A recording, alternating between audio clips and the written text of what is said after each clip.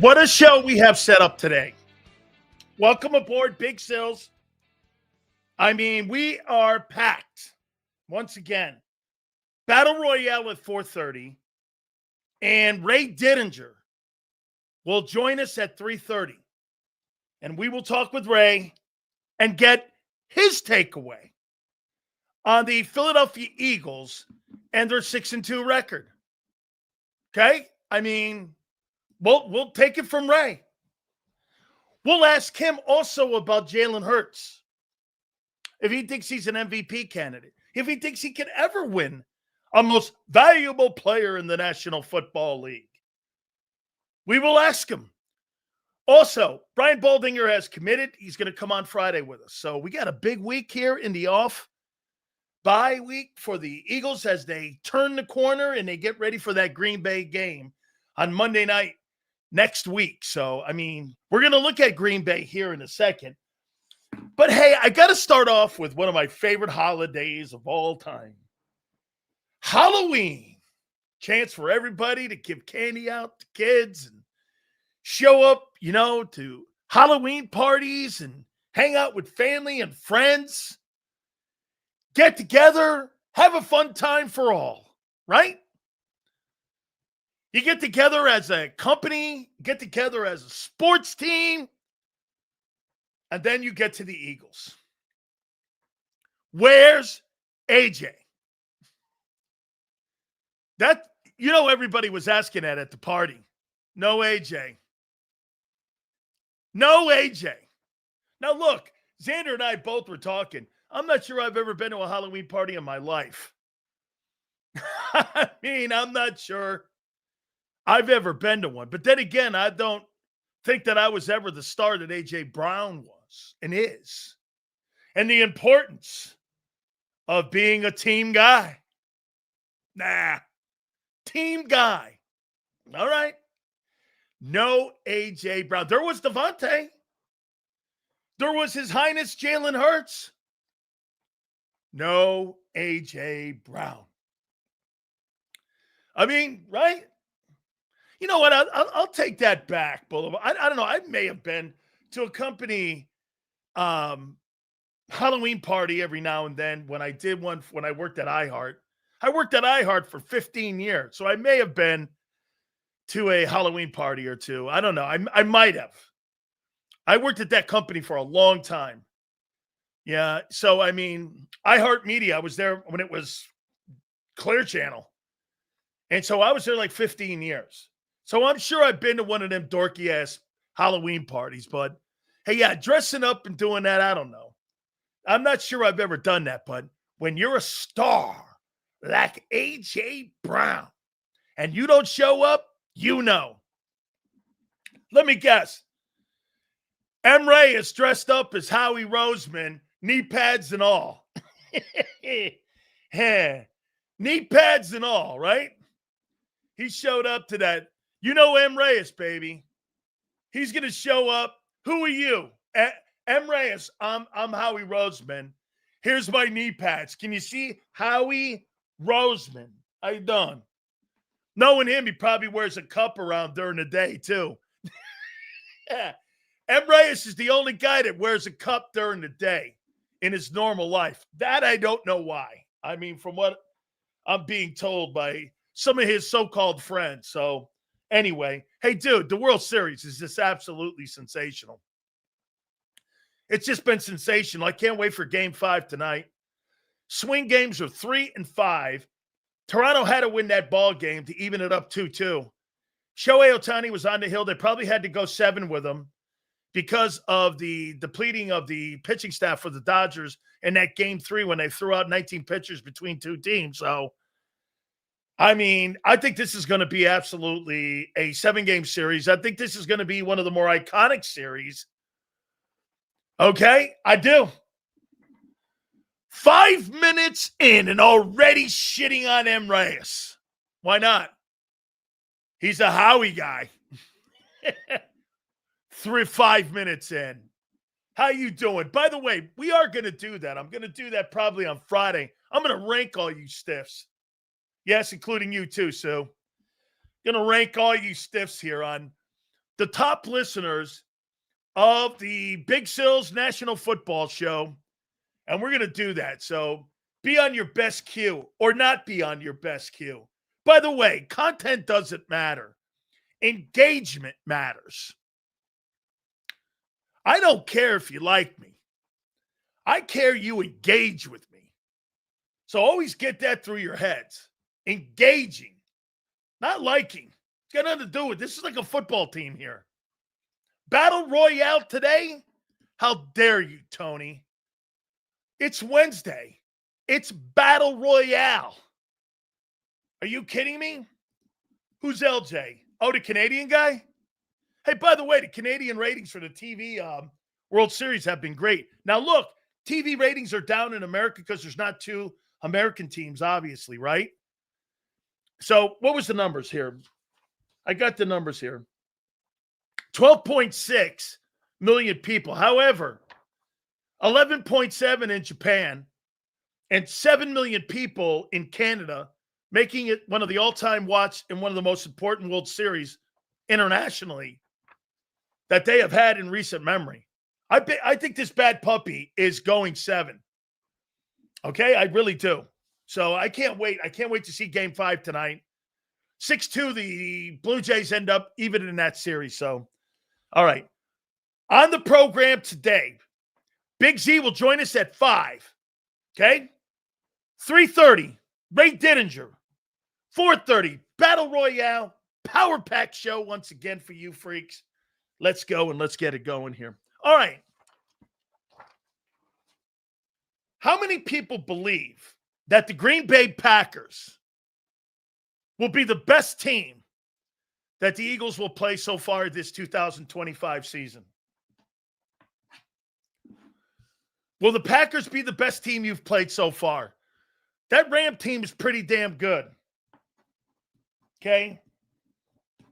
Kansas City's getting better. Okay?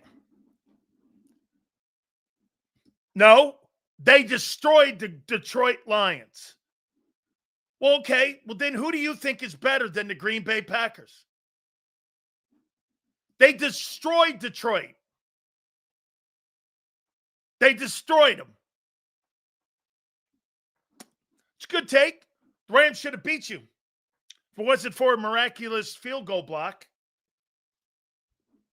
Detroit's better. Okay? I like this comment here. You know why?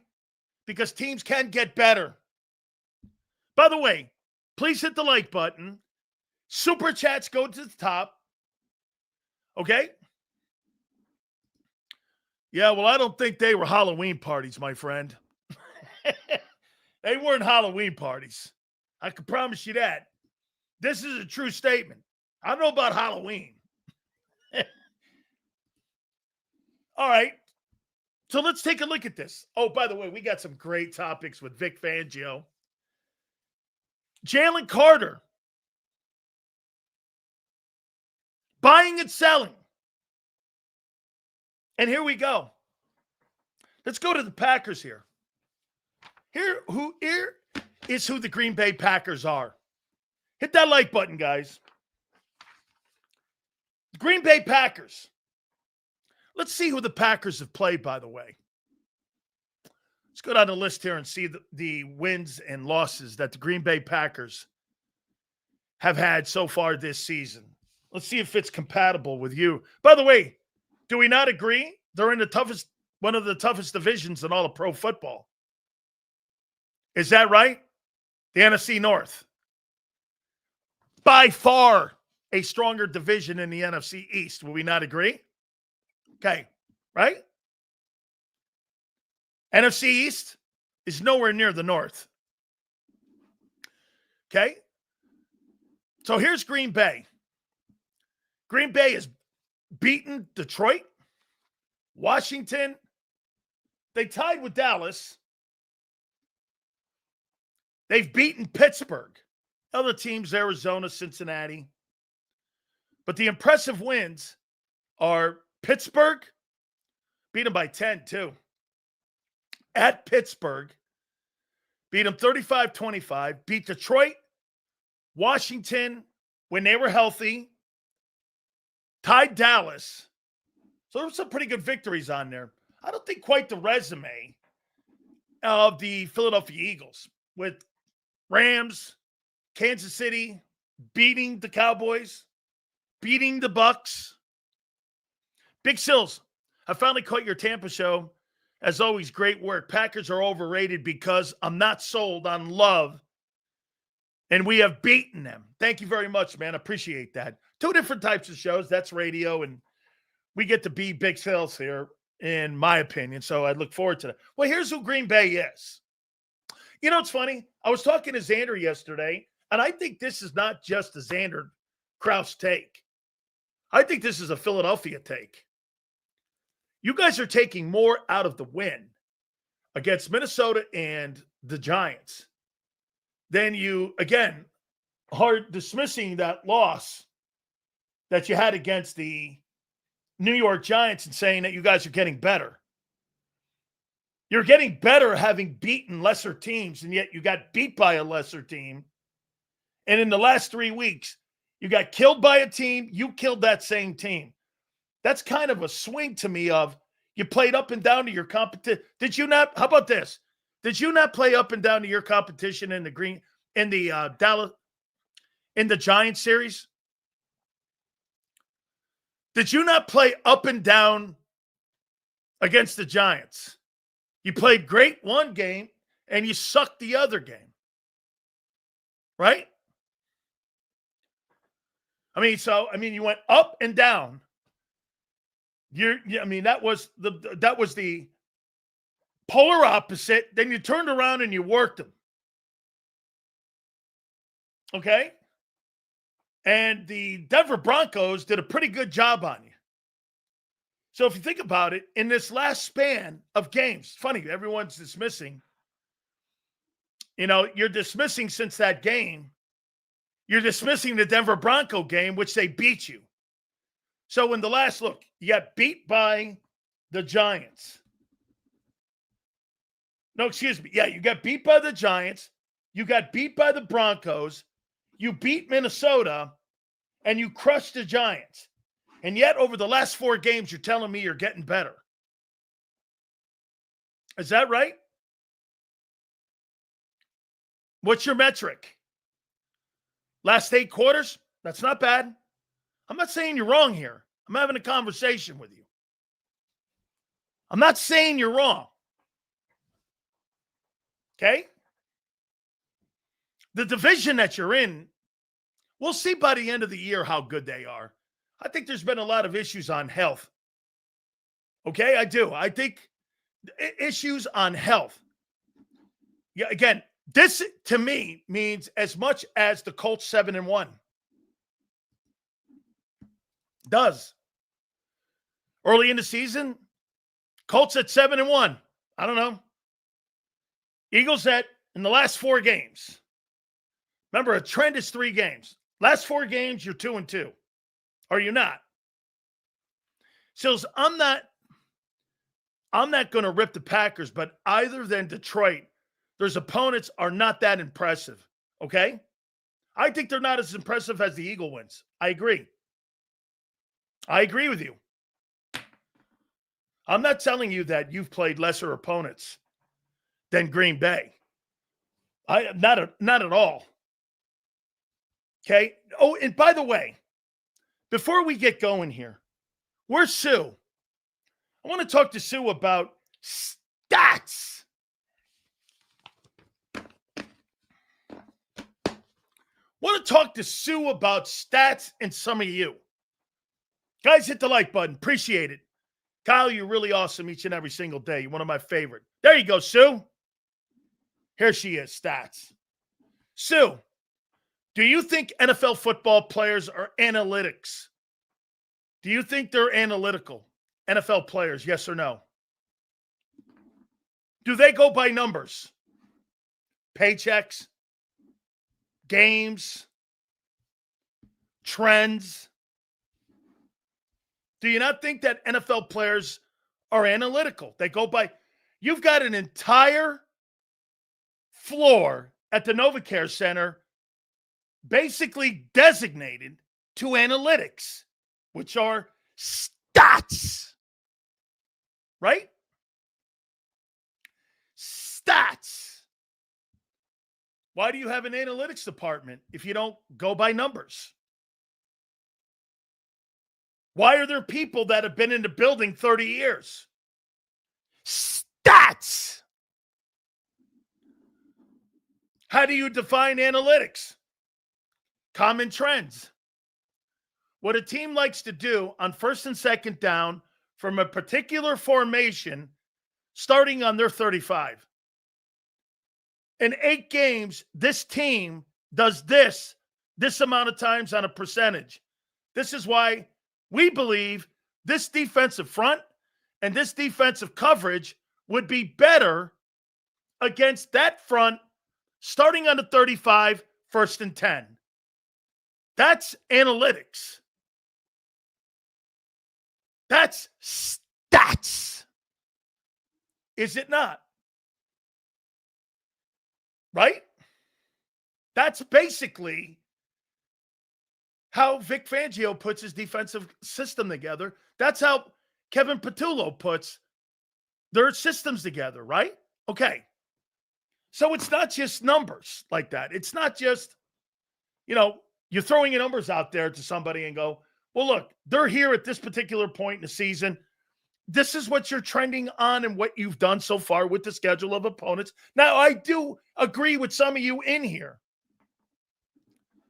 that, again, the type of people that you play, it does matter. I think you've played tougher opponents, and I think you've played better coaches.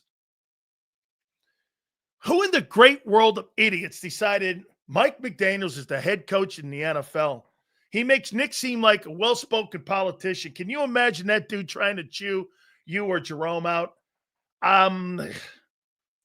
Yeah, dude, that's not my kind of guy either. Yeah, I don't know. I think it's that guy, Stephen Ross, who I think is one of the worst owners in all of pro football. Get this. That's not true. Okay, RC3 goes, Vic doesn't do that. Well, okay, RC3, how does Vic build a game plan then? Say against the Packers. What do you use as your metrics to build a game plan? Let's see how smart this guy's not. How do you build a game plan? I've been in the room when game plans were being made. And I'll tell you exactly. Film study, okay? Film study. Basically, Texas, on what teams like to do your top 10 plays in a particular formation and what they like to do the majority of the time. Okay? Vic said he has his own Okay? You're still doing it off of tendencies. Bro, if you think that Vic Fangio doesn't build off of what a particular team does each and every single week and he just fucking wings it, you're dismissing that coach as a defensive coordinator and one of the best in the league if you don't think he does that. You have no idea what you're talking about. I know people that have played for him and coached under him. I know Clint Hurt personally. I know how he builds his game plan. I've talked to them on how they've built their game plan. Not Vic personally. I talked to him when he was in Chicago. But I know Clint. I talk to him weekly on how they build a game plan. So I don't know what you're thinking and how you think these game plans are built. Film study. So film study on what? The last 3 weeks? Common opponents? What they like to do at a particular formations?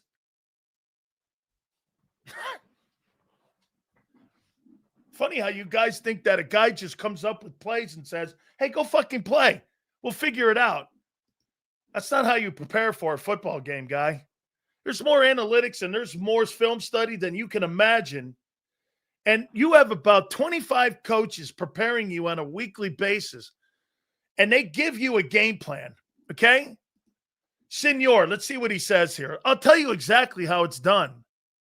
Come on, Sills. These guys never played football besides Madden. Okay, senor? You're right. Let me back up. How would I expect you to know that? You're right, senor. Folks, this is what happens. Now, you get more time for Green Bay, which is cool, okay? You get more time for Green Bay. This is what happens. You play on Sunday. After you get done, you will go on Monday, and you'll sit as a team. You'll watch the game. You'll talk to your team, and you'll probably do a short run. Then you get Players' Day off on Tuesday. When you come back on Wednesday, you show up as a unit, as a team. The coach will address you. Then you break down into your special meetings with your D-line coach, your linebacker coach, or your DB coach. Your coach will come to you, and he'll give you your game plan for the week. Then there'll be a tendency book on top. You open up, it's the personnel. This guy this week, Jordan Love, has done this year. Josh Jacobs has done this. Kraft, the tight end, has done this. You start to look, and I'm only going from an offensive standpoint.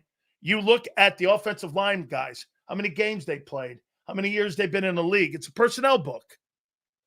The next book is what they've done this year in 8 games and what they've done against common opponents that you've played against. And the last time you played them, whenever that was. And you'll have the top 25 plays that the Green Bay Packers like to run. And you'll look at the top 25, and you'll get a sense of what they are. They like to spread you out. They like to throw the ball to the tight end in the middle of the seam, which means there's going to be more opportunities for pass rush in this game. And you'll look down and you'll see, okay, they're not been pretty efficient in the run game. And let's get into that. I'll tell you how Vic is going to build the game plan against the Green Bay Packers. Green Bay 7th in total offense. They're one of the best offensive football teams in the NFL. I think they're a little streaky, though, because of the inability to be able to run the football. Passing, they're 7th. That's a pretty damn good, efficient offense. They spread you out. They throw to the tight end. He's becoming a bigger and bigger star each and every single week he plays. Matt LaFleur does a really good job. He's got a command of the offense. He's a really good play caller, and he understands how to get people in space. Rushing, 16th. They're in the middle of the league, okay? That's good enough for an offense like that. It's not exceptional. But the one thing that Green Bay does really well, I believe Green Bay's got Carolina this week. That's not going to be that easy of a test for them.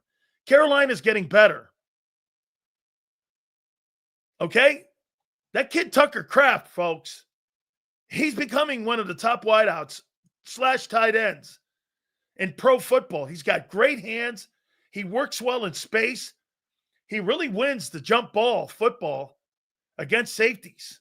I think that matchup against whoever covers him, Jahad Campbell, Nakobe Dean, you could make an argument. I'd rather have Campbell in this game than Nakobe Dean because I think Campbell's a little bit better in coverage, and he might be better on Kraft covering him. They're trying to get Nakobe Dean on the field. I get it. I don't think Nakobe is as good of a linebacker in drops. I don't. I like Campbell in pass coverage more. Now, I think Dean is great against the run. But as a linebacker, you're going to have to cover this Tucker Kraft kid. And I also think Cooper DeJean is going to be available in this coverage that Vic is going to have to try to create because, again, their run game is not exceptional. So, I do listen, Josh Jacobs is a hell of a back. I think he's got let me see what he's on pace for right now. Let's see what Jordan Love. Jordan Love's a little still streaky for me. So he's on pace for about 1,100 yards, which is not awful. Love is on pace for a pretty damn good year. 4,400 yards. Get this, folks. And I agree with Xander. I happen to agree with him. But I think when we look at what he's done this year, both Xander and I are wrong. Guy's on pace for 4,400 yards, 32 touchdowns, 5 picks, and 112 quarterback rating with 540 potential attempts that he's going to throw this year. He's had a better passing season. And for that matter, he's had a better start to the season than Hurts. And I know you don't want to hear that, but he has. So them being able to run the ball is still going to be effective. Sills, honest, are you relying on the Packers D? Or you think Love is a quarterback to worry about considering all the quarterbacks we faced? I don't know if, again, I'm with you, man. I look at Jordan Love. I think he's got weapons, though, plus them getting that kid Watson back. Emmanuel Watson, I think coming back, and because he's been kind of spotty this year. I know he's been there for 7 games, but he's just not been effective in the pass game. I mean, if you think about it, right now, Kraft has been their star. And the other guys, Dobbs has been decent. Golden has been good, but look at how many people they've spread it out to. 1, 2, 3, 4. How many? Get this. 1, 2, 3, 4, 5, 6 players on that offense have 10 or more catches. 10 or more catches. Now, you said something about their defense. We're going to get to that here in a minute. They're 5th in scoring. Folks, they got a better offense than you. Red zone, they're 7th. And 3rd down, this is where, again, 3rd down, they've struggled a bit. And this goes to what Xander said about inconsistency. They're inconsistent on 3rd down. Okay? Yeah, Christian Watson. Thank you. My bad. Absolutely. That's where you get the inconsistencies on 3rd down. So check this out here. My boy 3466 says the defense. Well, then you tell me what you make of this defense. Total defense, they're 6th. Pass, they're 15th. Versus the run, they're 3rd. They're the 3rd best run defense in pro football. They're 10th in scoring defense. They're 4th in 3rd downs. Now, here's the matchup. The Eagles are one of the worst teams in the NFL on 3rd down offensively. Green Bay's one of the best. That could be your game right there. Whose record is fraudulent? Green Bay's or Philly's? I think that's your game. I do. Because listen, Green Bay offensively is not that hot on 3rd down. I think they're 21st. Okay? You can get off the field. Defensively, they're 4th. What team shows up and can win 3rd down? The Eagles have, even last week against the New York Giants, what were you, 3-8? Something like that? You have not been very good on 3rd down against anybody, including the New York Giants. So, my overall takeaway of the Packers. Green Bay is a good football team. Okay? They're a good team. They're 5-1-1 right now. Everybody's got a shitty loss on their schedule here. Everyone does. They lost to Cleveland 13-10. Well, here, Cleveland's got the number 1 defense in the NFL. I get it. Especially when you get a little problem that the Packers have on 3rd down. You create 3rd downs and you're one of the worst teams and you play against the top defensive football team in the league, you're going to stub your toe like that. The Browns are better than the Giants. I mean, their loss to the Browns is not as catastrophic as your loss to the Giants. How I look at it, the Browns are the top unit defensively in the league.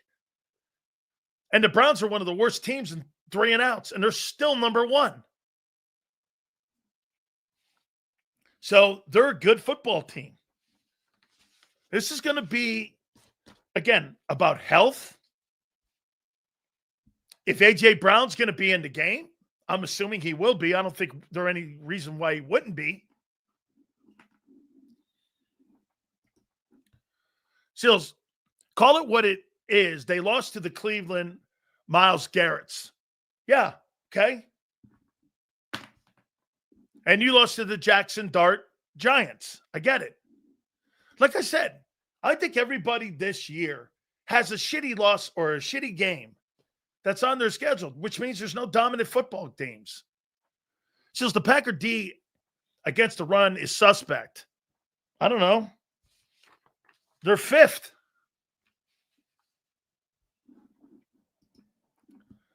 Seals, if you aren't an Eagle fan, you forgot 2024, the Eagles are the team that objectively looked like frauds.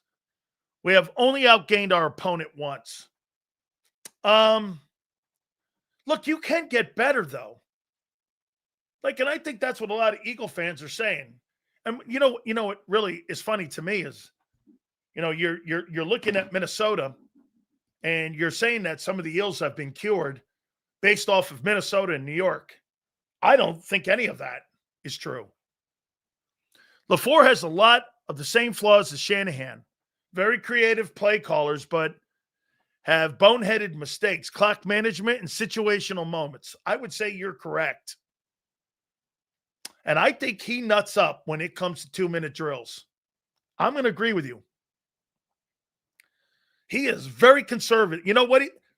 JD3, to your point, I think from 20 to 20, Shanahan and him and, a guy like Sean McVay, I think those guys are fucking great from 20 to 20. But you get them near 2-minute drills and you get them red zone offenses, I don't know, man. I think some of those guys are suspect. Even the guy in Minnesota. You know what's really in common? They were all on that Washington coaching staff. I think there's a lot of that they have similarities on how that whole thing transpired when they were in Washington. So, right? Sills, we just killed the Giants. So? And the Giants killed you. Congratulations. You guys went up to one another. Sills, would you take Baker over Love? Hands down. I wouldn't even think twice about that. I think Love's more athletic. I think Mayfield's a better player. Sills, I believe we are better than the Packers, okay? But if you're just trying to be objective, the Eagles aren't and haven't earned the right to call someone else's record fraudulent. I think, no, I don't. Listen, I'm not saying that the Eagles are saying that the Packers record is fraudulent. I'm saying you've played better people. You've played better coaches. You've played better rosters. You've played better quarterbacks. I don't think the Packers are fraudulent, but I don't think they've been in the conversation with the people that you have played, if that makes sense. I don't think the Eagle record at 6-2, I don't think it's fraudulent. I can make an argument that, look, a year ago, Patriots and the Colts had some of the worst records in pro football, right? You think there's any coincidence they're sitting at the top of many of the power rankings right now, including mine? Well, it's because of the shitty schedule they played. Remember, I also told you in the offseason, I said the 49ers will probably win the West. They're not a better team than the Rams, but the Rams have to play a tougher schedule. The Rams are better. The Niners haven't played anybody. Right? They just haven't. Sills, OPS aside, these next 2 games could potentially be for the number 1 seed. Yeah, I agree. I think that's why, again, losing NFC games are critical right now moving forward coming out of the bye. Dude, I'll lose an AFC game. Like to the Bills, I don't care about that game that much. I totally care about NFC games, conference games, divisional games. You know, you got to worry about the NFC right now. By the way, we're going to get to that. 64 likes, that's not bad. Let's see if we can get to 100 by the top of the hour. Please hit that like button. Guys, awesome. We got another conversation coming up on Jaylen Carter here. Sills, they lost to a Hall of Famer, and we lost to Bo Nix and a crappy injured Giants team. So we really won't know how good these teams are until the rubber meets the road and they face off. Agreed. I think that's why we're looking at these next 8 quarters of football against the Packers and the Lions and saying, you're really going to, let me tell you, if the Eagles find their footing and you play this, how about this? Let's put this in perspective. Don't you guys agree? If the Philadelphia Eagles win 12 games this year, it'll be more impressive than your regular season last year. Yes or no? You're playing the third hardest schedule in the NFL this year. Do you not agree with that?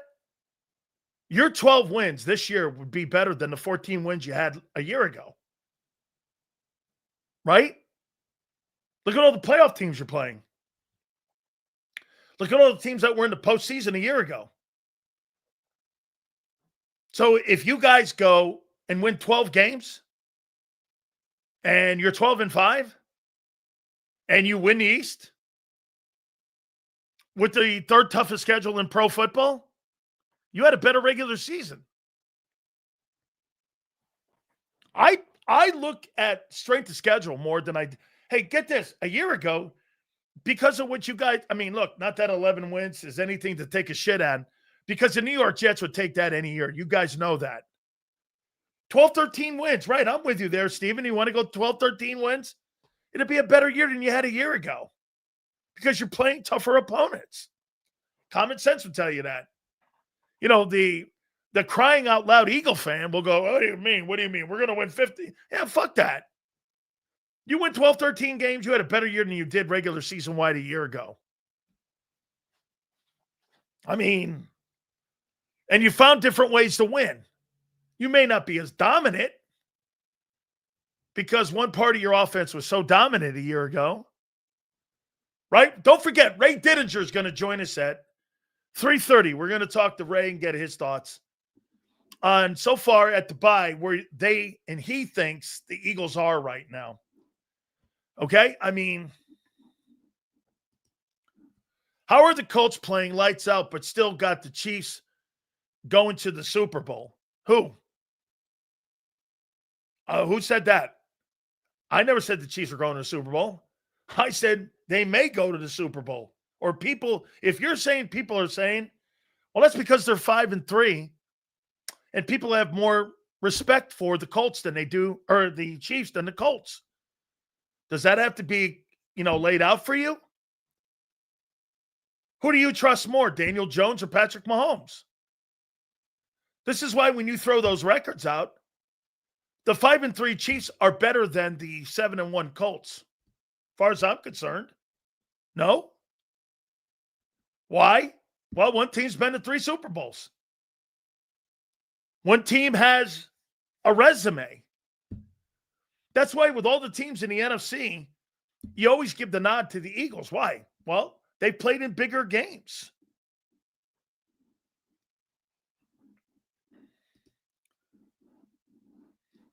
What's this here? Who will be more upset if Hurts wins the MVP? Sills or AJ? He's not winning it. Sills, the Lions and Packers are built to beat teams up. Having to play them back-to-back, a concern in health and nutrition, similar to having to play the Chiefs, Bills, and Niners. Correct.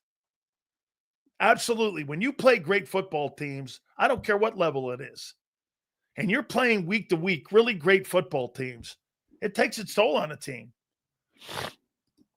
Friday. Today is Ray Didinger and Battle Royale. November 23rd, Chiefs and Colts. Be a very interesting football game. I don't think I personally, it'd be great content. It's funny, Steven. People are assuming that I want failure for your team. Who wants to cover a shitty football team? Is that what you would suggest? It's dumb thinking. How does that help my fucking show if the Eagles suck? Ask yourself that. How does that help? How does that help my show if they blow? Who wants to cover the Jets and sit around and be in a pissing match all day long with delusional fans that believe the Jets one day will win the Super Bowl again? The next time the Jets, the last time the Jets, that's right, drama and winning content. That's right. Get this. The last time the Jets won the Super Bowl, okay? We landed a man on the moon. The next time the Jets win a Super Bowl, we're going to have to land a guy on Mars. A guy will have to land on Mars the next time the Jets win a Super Bowl. Okay?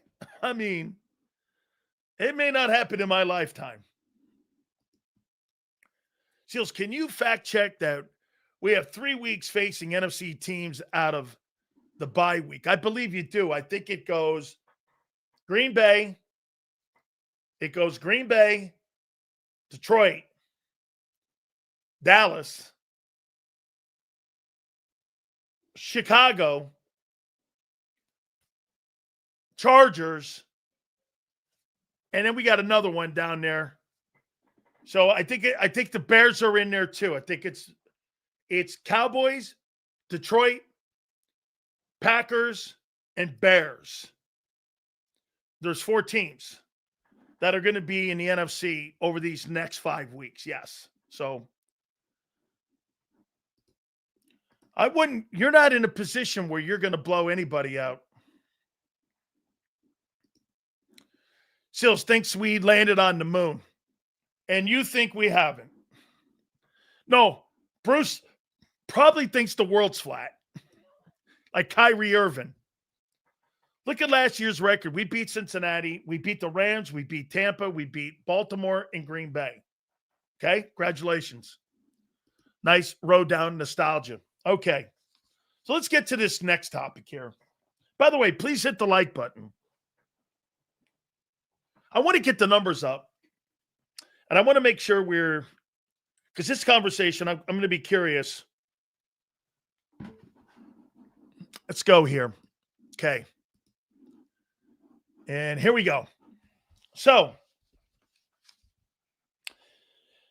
Aiden Hutchinson just signed a 4-year extension. $180 million.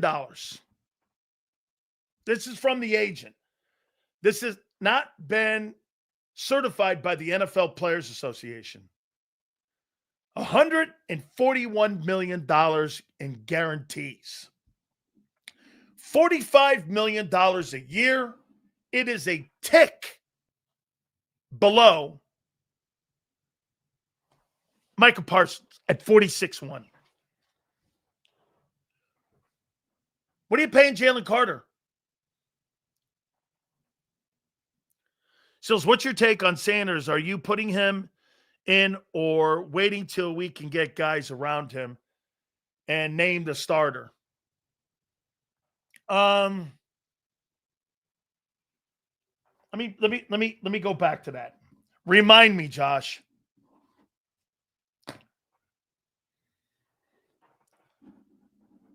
That is never happening. That is never happening.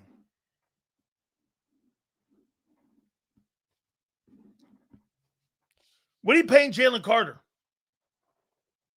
By the way, he's not the player Aiden Hutchinson is.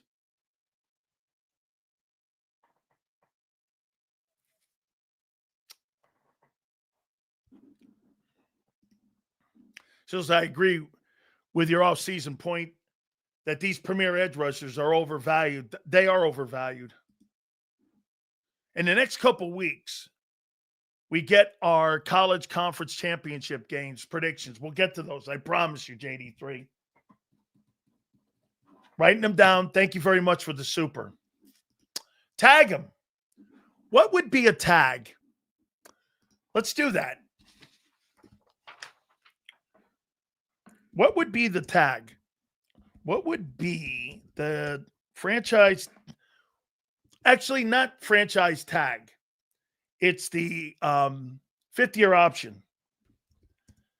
5th-year option on Jaylen Carter in 2026. Between $22 and $27 million for Jaylen Carter.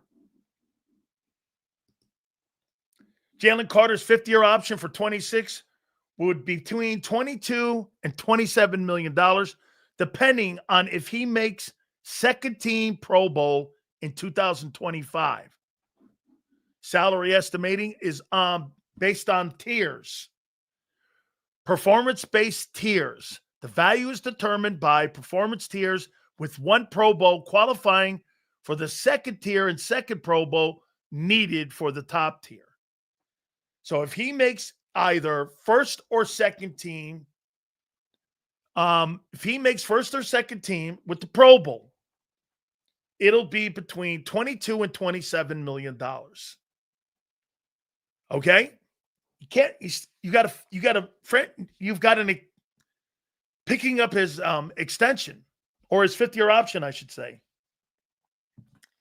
There's a chance you pay him $27 million. That's nothing to sneeze at. Or do you go like this to him? Here's $35 million. Here's $35 million. Now, again, the positions are a little bit different, obviously. Aiden Hutchinson's more considered an edge, and Jaylen Carter's more interior, right? So you're talking somewhere in the conversation of Chris Jones at $32 million, $33 million. He's not going to approach $40 million. I'm not sure he approaches $35 million. Okay? So, I mean, let me put that number up. Chris Jones' annual salary. He's the highest paid DT.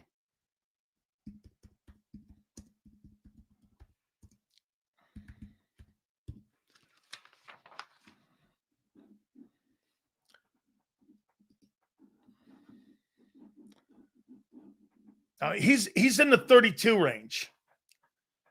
Bro, tag him for what? You don't have to tag him. He's still working on his rookie deal. It's the 5th-year option. You don't have to tag him. He's got another year on his contract.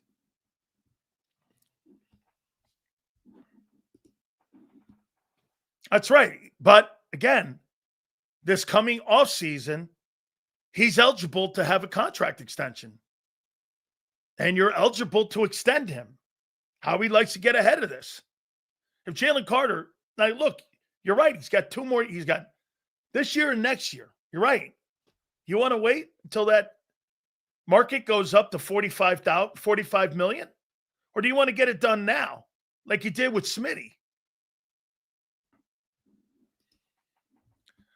Sills, in what ways can the club protect themselves contractually when it comes to a player's possible bad behavior on and off the field? You could put clauses in there, conduct detrimental to the team. You get to void the contract. That is in there now. Every single one of us that signed an NFL contract or any football contract, I've showed you guys the one contract. I got a bunch of Canadian contracts that were sent to me for years. People wanted me to sign. And I've got like 4 of them. And even in those contracts, like in my NFL contracts, conduct detrimental allows the team to void the contract at any moment. And they keep it vague like that. Like if you go on social media and act like an asshole, that's conduct detrimental. Like in theory, if the Eagles thought that A.J. Brown was conduct detrimental to the organization by saying something to a media member, they could fire him. Now, it would go to arbitration, and the arbitrator would have to determine whether or not that was total conduct detrimental to the organization, and it defamed them and hurt them. Be a big drawn-out war. There'd be a settlement, and the league would go their way, and the player would go his way. That's how that goes with arbitration. not paying Carter shit until he proves it and gets his ass in shape. Okay? And the players doesn't get paid, even if the guaranteed money. No, he don't. I don't know about the guaranteed cash that was agreed upon. I just know that back in the day, like here, there was these little quirky things we had in our contracts that said this: if you ride a motorcycle during the regular season, the team could void the contracts. If you don't turn your shotguns in or your guns in, we used to have it with the Bucks. We used to have a gun lockup during the season, and guys would bring their guns in and they would lock the guns up. And if you wanted to go hunting on your off, or if you had a bye, I don't think we had a bye back then. I'm not sure we had bye weeks. I think we played straight through. He hasn't proved he's one of the best DTs in football. That's not the point. Get this. You think Vita Vea has fucking outplayed him mightily this year. My vote going to him. How many people believe that this guy's playing first team All-Pro or Pro Bowl football this year? I don't. I think he's been okay. Okay, hey, dude, I don't know what you're watching. Jordan Davis has outplayed him. One play in the Minnesota game? Get the fuck out of here is right. Patriots clearly didn't have a gun clause. Well, I don't know if those are in there. I know that was in my deal. Seals, do you think Carter can reach? Yeah, depending on his maturity. Appreciate the supers, guys. Please hit the like button. Ray Didinger is going to join us at 5:30. Seals, do you really think his agent is going to make — his agent, by the way, is Drew Rosenhaus — an early deal? Not happening. How he needs to be prepared to pay market price, or he's going to unfortunately walk. Well, unfortunately walk? I'll tell you what, I'd rather have money in my wallet than promised money. So if the Eagles come to him at $37 million, and that's higher than Chris Jones, $35 million higher than Chris Jones, he'd be the highest paid defensive tackle in the league. He's not getting $45 million, Aiden Hutchinson money. He's not that good. He's a really good player. I mean, hey, get this. I saw Jerry Jones allow Michael Parsons to walk out the building. And if you want to show immaturity, bro, you have not been a pro this year. I have not seen Jaylen Carter be a professional this year at all as a player for the Philadelphia Eagles. He has not been a pro. I mean, spitting on Dak, getting unsportsmanlike conduct, coming in out of shape. That's not $35 to $40 million. Super Bowl is old fucking news. Where is my boy Flex? You mean the regular season? You get paid on the regular season, guy. You don't get paid on the postseason. Carter's still better than 90% of the players. Well, then why are you 25th against them? Let's take a look at that. Double check. See how good you guys are this year defensively. And see how good the Eagles have been defensively against the run. Let's take a look how good you guys think he's been this year. Defense. Played against some pretty good teams, too.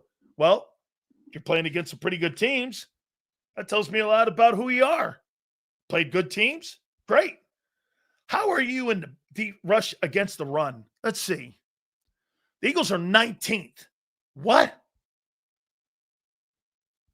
Against the pass, they're 18th. Bro, you're down in the 20s right now. Last year, you had Milton and you had Josh. If he's so good, what impact has he made this year on your defense? They're worse. Sills, there's lesser talent. Wait a minute. I was told in the offseason Milton Williams and Josh Sweat were benefactors to Jaylen Carter. Well, what happened? What happened? You told me Moro Jomo and these other dudes, like Nolan Smith and Jelix Hunt, were going to step right in, and their defense would have and wouldn't miss a beat. You're 20th. What happened? Who gets most of the double teams? That's exactly what I told you in the offseason. Did you think by getting rid of those other players that those double teams weren't going to increase? Where's Jordan Davis in all this? So why do we have to pay guys max dollars when we know they're not worth it? It's market. Listen, I get it. The quarterback example, Josh, is the best example of that. Look at these quarterback salaries. Not one quarterback's a $50 million quarterback except for who? Stafford, Hurts, and Mahomes, and Burrow, and Allen. Rest of them, they're not worth it. So I wouldn't wait if I'm Carter, because look what betting on myself did for Reed Blankenship. Yeah, but look at what it did for Milton Williams. Milton Williams got $26 million annually. More money than any Patriots ever made. It's hit or miss, dude. How about Vic lying for the first time at the podium about Reed Blankenship? Shows you that Vic Fangio lies too. I heard John say that he's he's genuine, and I believe he is. He lied, though. Then he started going into telling me what a great rah-rah guy that Reed Blankenship is. Yeah, well, I'm not paying a guy $15 million to be a cheerleader. It's not fucking happening. Sills, but I see the D ascending. You keep hanging around at 28th and 3 and outs on offense, not happening. Go the other way. Sills, missed my last super. We'll get it, brother. I promise you, man. JD, we'll get that. I promise, brother. Thank you. My concern is, thanks, Xander. My concern is that I'm not resetting the market for a guy that needs his handheld. Say what you want about AJ, but he doesn't cost the team on the field. True.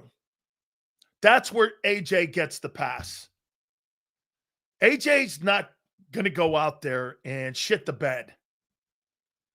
And he's not going to go out there and do something that's conduct detrimental. Look, the book reading shit, whatever. Okay, I get it. Look, the guy likes the spotlight. Nothing wrong with that. He's creating a brand. Aren't the defensive numbers improving as the season progresses? Yes. Yes, I believe they are. I think the run defense has gone from 25th 3 weeks ago to 18th. So, yes, they are. No, that's a correct comment. That's not happening. I'll tell you what I'm going to pay him here in a minute. Sills, my problem with the defense is that it's paper thin. We are a couple injuries away from being bad. Well, that's every team in the NFL. This is what Howie Roseman has done to your football team this year. Last year you had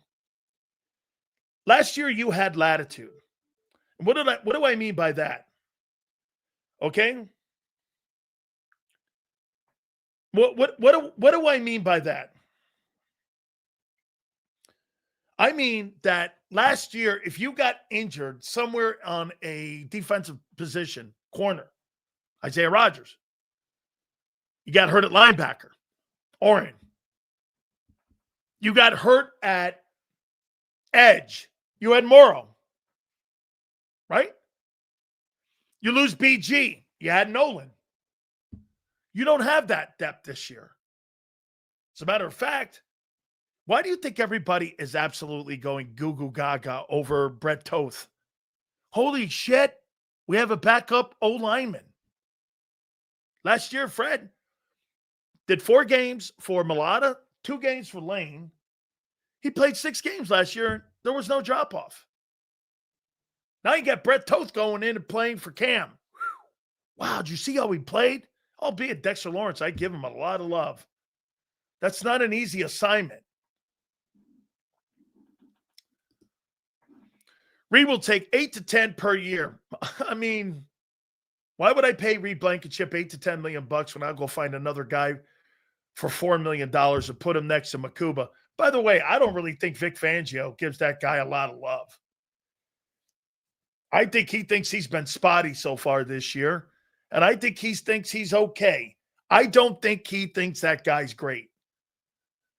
I heard John McMullen say something about taking Jahad Campbell off the field for Nakobe Dean. I mean, sorry, John. I agree with you. You draft a guy 30, and the other guy's a third rounder, and he's made of paper mache. I'm playing fucking Campbell. Why? I spent the draft pick on him. Nakobe Dean's not part of my future here. Campbell is. He's a first-round pick. You're going to stunt his growth because you want to get – now that's something that Howie and Vic are going to have to battle out. You see this right here with this guy? Campbell's depth. Campbell's a first-rounder, dude. Your job is to get first-rounders on the field. They're not depth pieces. First-rounders are supposed to start for you. They're just not fucking guys. That's for second, third, fourth, and fifth rounders. When you draft a guy in the first round and he's playing well. Now, I agree. I think Nakobe's a better ball player today. But you got to sacrifice something here. This ain't college, guys. Well, you could sit a guy, put another guy in. You're paying that dude. It's the coordinator's responsibility to get that first rounder on the field. People turn around and go, Vic's going to play the best. Yeah, well, that ain't really how it works.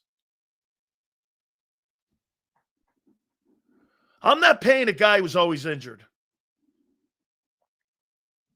Always injured. By the way, you see that comment? Well, then why aren't they paying Goddard?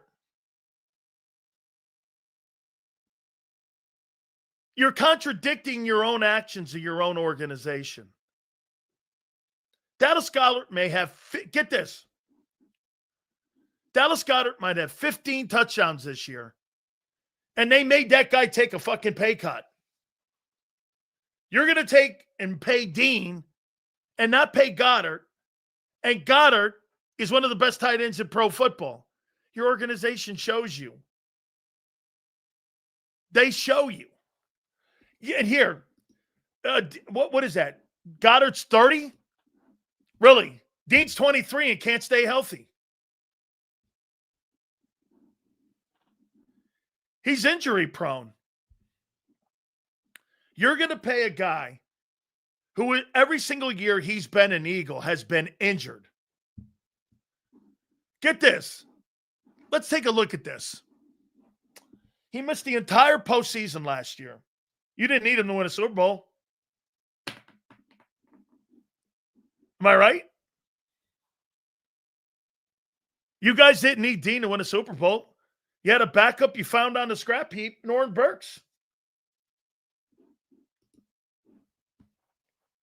Why would I pay a guy that I don't need to pay? Imagine what that does to your confidence. Second highest paid player and getting benched for a guy who won't be here the next year. If you're a rookie, you're okay with that because they're going to tell you this. Listen, okay, we want you to play multiple positions. Okay? Let's look at this. Yes, your trash takes weren't required for the Super Bowl either. Well, too bad your guy fucking wasn't a factor on your Super Bowl. Trash takes. Trash take is this. You didn't need him in the postseason. Yes or no? Goddard gets hurt too. That's my point. Seals, last year our starters were both team stars and our backups were their starters of depth on defense, and it was insane. It was. Look at Isaiah. Isaiah Rodgers is going to make the Pro Bowl this year. No matter what you guys think happened in that game against the Eagles. Following week, he had a pick six. I think it was a pick six or he had another INT. That guy's going to make the Pro Bowl. Isaiah Rodgers is going to make the Pro Bowl, and so is Milton Williams. Milton Williams and Isaiah Rodgers is going to make the Pro Bowl.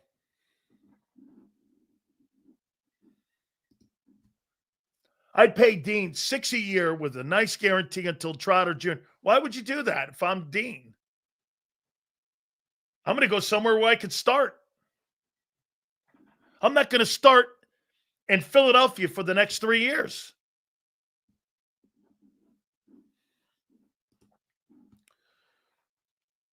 Who would you pay, Sills, if you were the GM? Be honest.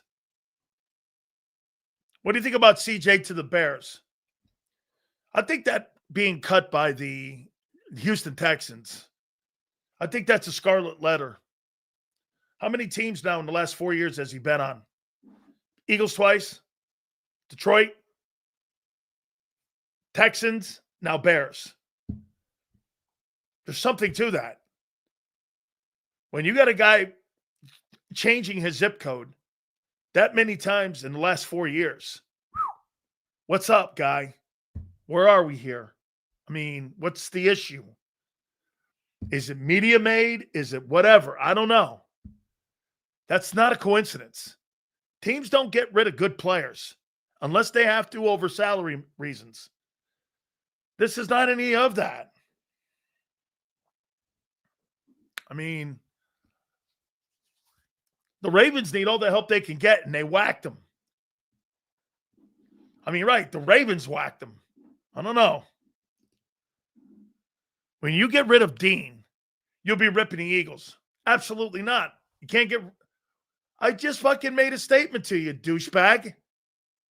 It's not that the kid can't play. He can't stay healthy. You move off of people who can't stay healthy. The Eagles are moving off of Goddard. I mean, you sit there and you say, moving off of him, bro, nobody wants to move. Nobody wants Dean off the team.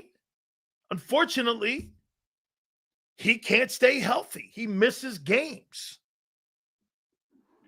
Let me take a look at something here. Kobe Dean.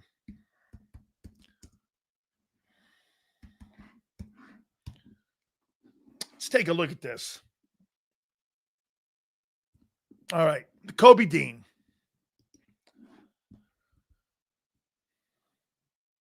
Here's the guy's career. First year, remember when they got him too. He was injured, I believe, coming out of Georgia. He didn't play a lot. Wasn't that good, to be candid. Never started a game. 2023 was in 5 games, started 4, and missed the rest of the season. So that year he missed 13 ball games. Last year, he missed the final 2 games of the year. Probably held them out. Then he missed the entire postseason. So he missed the entire postseason and 2 remaining games. This year, he's played and started in 1 game and played in 3. And he's missed 5. 5 games so far. I don't know. You tell me. This guy's missed at least 35% of his career, 25% of his career. You want to sign him to a contract? Why? Dan, if Howie stands pat and makes no trade or a Timo trade, is that a failure on his part? No, you won't be able to call that a failure until you see how it looks at the very end.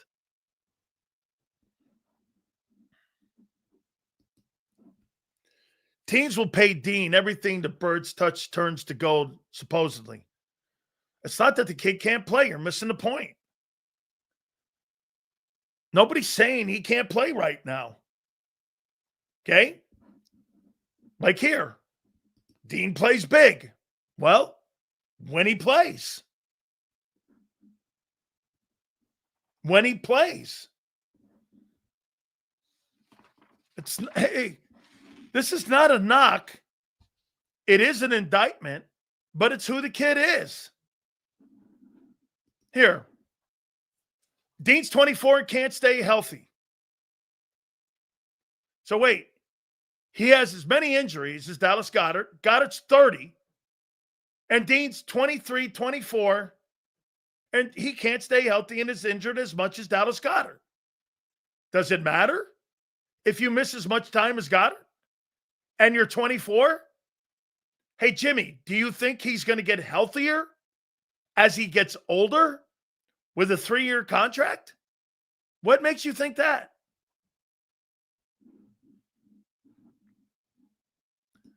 Jimmy thinks that guy's going to take the, get older, get healthier pill or something. He's not going to get healthier as he gets older. So I'm pretty sure last week you stated that you wanted your best athletes on the field, including Dean. Why the change? It's not a change. I'm talking about a guy who can't stay healthy.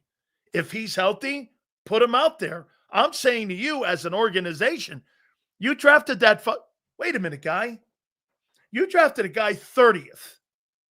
I'm telling you how an organization's acting. I'm not telling you. And by the way, that's a conflict between the DC and the GM. It's not a flipper. It's reality. You should put Dean on the field, but they won't or shouldn't because you invested a first-round pick in Campbell. And then you're talking about paying a guy who misses about 28% of his career every year. What are you talking? I'm talking in realities here to you. What are you not understanding? You don't understand the business of football. Hey, sure, if you're in your backyard and you're playing high school football or you're playing backyard football with your boys, you put the best guys on the field. NFL, business decisions. Draft picks, money, health, all of that plays a factor, my friend. It's not cut and dry. You think it's cut and dry. It's not. It's not cut and dry. And to your aspect, why didn't they keep Milton Williams? Because they didn't want to pay him. Why would you get rid of Milton Williams? Why would you get rid of Josh Sweat? Because you couldn't pay him. That's the business of football. Well, again, you don't understand the game. Why would you? Nothing is certain in football. So, yes, the NFL is a week-to-week league. Players are week-to-week. Situations change week to week. You wouldn't understand that because you got your hand on two things. Your cannoli and the Madden thing. You wouldn't understand it. Why would you? College coach showed me the best ability is availability. I wouldn't pay full price for a car that works half the time. Exactly. I mean, car starts half the time, and you want to pay full price for it. Okay.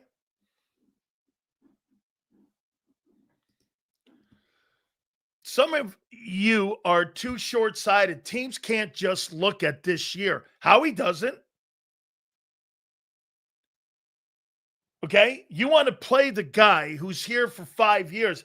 You also have to play the guy that you drafted a first-round pick in. You also have to play the guy you're paying. That's where Vic comes into being an issue. Hey, Vic's going to play the best guys available. I agree with that. Howie's going to come in and go, hang on here. That's why he does. I heard Xander. I disagree with John 100%. He doesn't console with Vic on moves he's going to make. Who would be a good trade partner for Dean? Somebody with two great tackles. If Vic was head coach, he wouldn't give a fuck. Correct. We want max 2 guys who are unreliable or undisciplined. We need the money, and think of the value we could get for Dean and Carter to get talent to fill holes on defense. I'm not getting rid of Carter. If that was the impression you got, I am not getting rid of Carter. I'm talking about how much you pay him. Carter is not tradable. I'm not trading him. Dean, I don't know. Whatever you want to do it, whatever. You're not. What do you think the value of Nakobe Dean is? What a guy who misses 28% of his career. I mean, what do you think the value is? A 5th or 6th rounder? I mean, what are you suggesting? You think he is a 3rd round? You're getting a 3rd round pick for a guy who misses all that football? Come on, guys. Have some common sense about yourself. Sills, the guy's good. Nobody's saying that.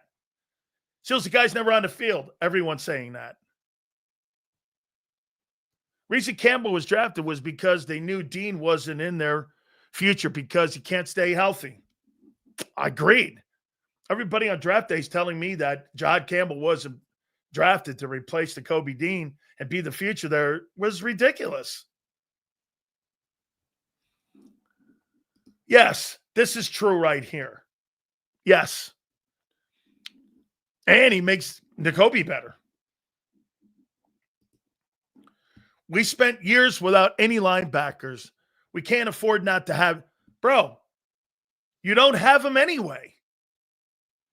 The chances of Nakobe Dean making the rest of the year are slim to none.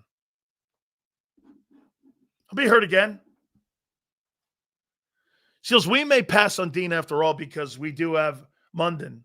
I like the kids, Smile Munden and Trotter. I think Trotter's okay. He had a nice play this last weekend against the Giants. I liked the way he filled the hole in that Giants game down in the red zone. I thought that was a nice play by him. I saw it again on the 22. He was good in there. I think your linebacking room is pretty damn good right now. I do. With a healthy Dean, yes. I'm suggesting we could do better and we can save the money, but we can't let Carter. No, nobody's suggesting here on letting Carter walk. Nobody. Nobody's suggesting that. Okay? Dean will go on the market, and after the season, I could see him going back to the Falcons. Playing for Raheem Morris, that'd be a great place for him. Playing for Raheem, I think he would enjoy playing for Raheem. Okay? Stop capping. If Trotter last name was Ringo, everybody would be. I never said he was a starter. Capping? I never thought he was a starter, and I haven't thought he was a starter from day one. I think he's a good football player. Do I think he's a frontline linebacker in this league? Absolutely not. Absolutely not do I think that. To close up here with Carter, and we'll ask Ray Didinger this.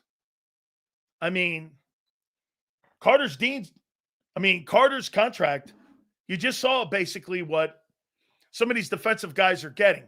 Now, the edge guys, I think they are overvalued.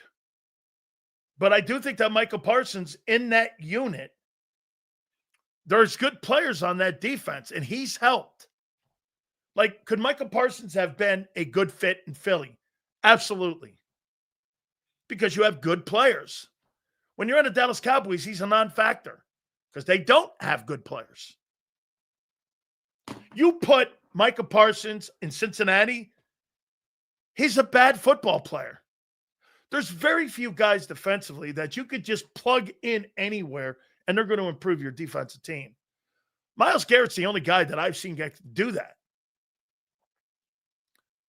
Myles Garrett's got the number one defense in what has to be one of the crappiest organizations of all time, the Cleveland Browns.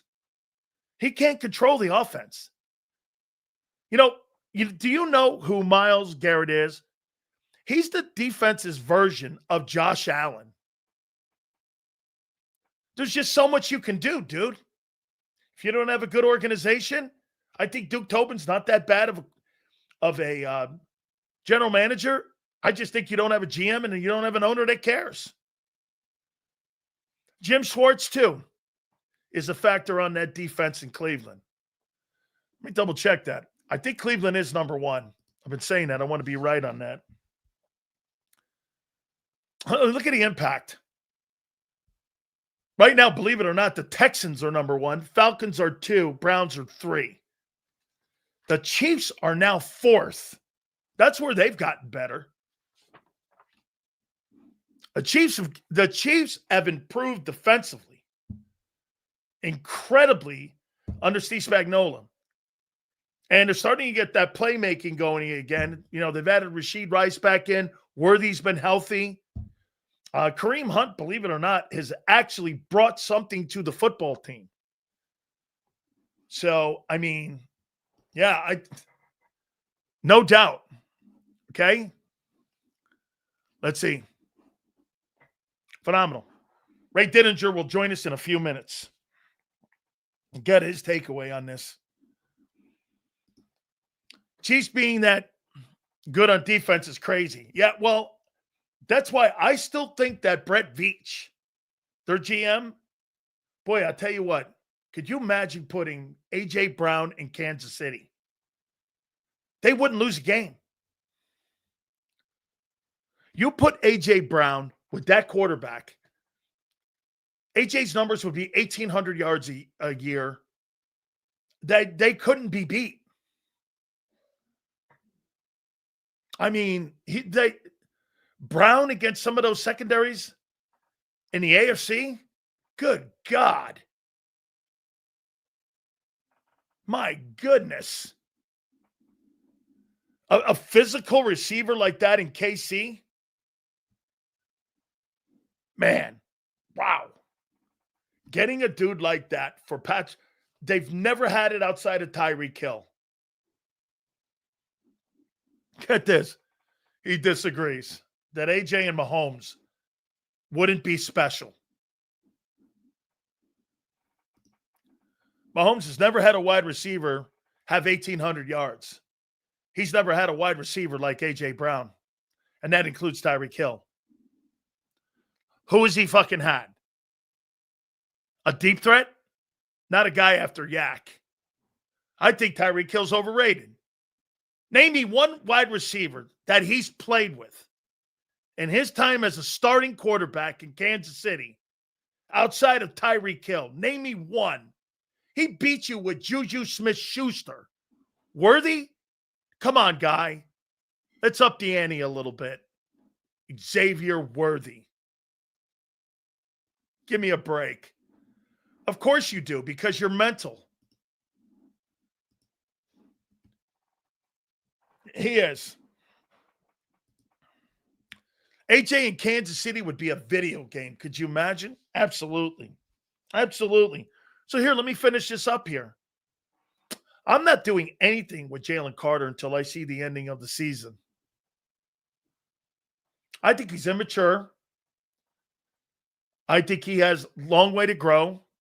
How about this? I thought Jerome Brown was a very immature player. Okay? He was. But his maturity issues were off the field, not on the field. Okay? They were never on the field issues. They were more so, Jerome was a free spirit. And he liked living life, is what I could say about him. Okay? Jaylen Carter, on the other hand, he takes that stuff on the field with him. Jerome's not spitting on a guy. He's not doing that. Okay? He's not spitting on somebody. That's not going to happen. Okay, so for me, I'd want to be able to, again, see how he finishes up the year. Carter has the same maturity maturing to do for sure. He's been disappointing this year. I thought he was going to have he still can, guys. I mean, there's still a lot of football to be played here. I wouldn't close the door on the season yet on him. You got a lot of football to be played. Okay? That article from The Atlantic is very telling about him. He doesn't like other people succeeding. Very jealous person. I started reading a little bit of that. Let me put that into competitive. Being competitive. When you're a defensive tackle or you're a defensive lineman or you're a linebacker or you're an offensive football player, it's not jealousy. You don't want that person to be considered better than you. I don't have a problem with that. You think that guy's better than me? You guys do it every day with Jalen Hurts. You guys do it every single day. Well, Jalen's better than this. Jalen's better than that. Why wouldn't you think you guys, as human nature, you stick up for your quarterback? You do. You stick up for your quarterback. I look at A.J. Brown like when Kurt Warner was on the program 2 days ago, you know what he said? He thinks everybody's getting A.J. Brown wrong. Hey, when you're a competitor and you're one of those dudes that are on the top shelf, do you know what that means? Hey, I want the game to go through me. I want the game, and I want to win because I want to help you win. That's what I'm looking for. I'm looking to be competitive in that realm. I want the game to come through me. Is it selfish? Okay. Michael Jordan was selfish. Tiger Woods is selfish. All the great ones are selfish because they want to win. They believe they can win the game. Guys, make no mistake about it. When you're one of those dudes, when God put his hand on certain people's shoulder just a little longer, like Reggie White and them players, you take full advantage of them guys. I mean, certain guys in our league, Lawrence Taylor, Reggie, special people. All right. I got this book. I showed Angelo Cataldi this. And Ray Didinger sent me this. And so I've had Howard Eskin. I've had Angelo. Who else said something to me? Ike said something to me. Hugh said something to me. They go, bro, the man, the myth, the legend sent you that? And I said, well, I think he wants me to bone up on my Philly. I want me to bone up on my Philly history. So this is a must get. I think this is a great Christmas item too. If you are in love with your Philadelphia Eagles, and by the way, one thing I've learned covering you guys for the last 5 years, it's civic pride in Philly. It's not just a football team.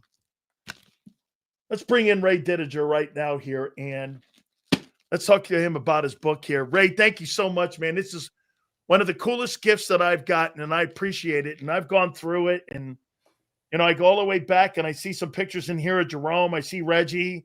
I see Seth in here.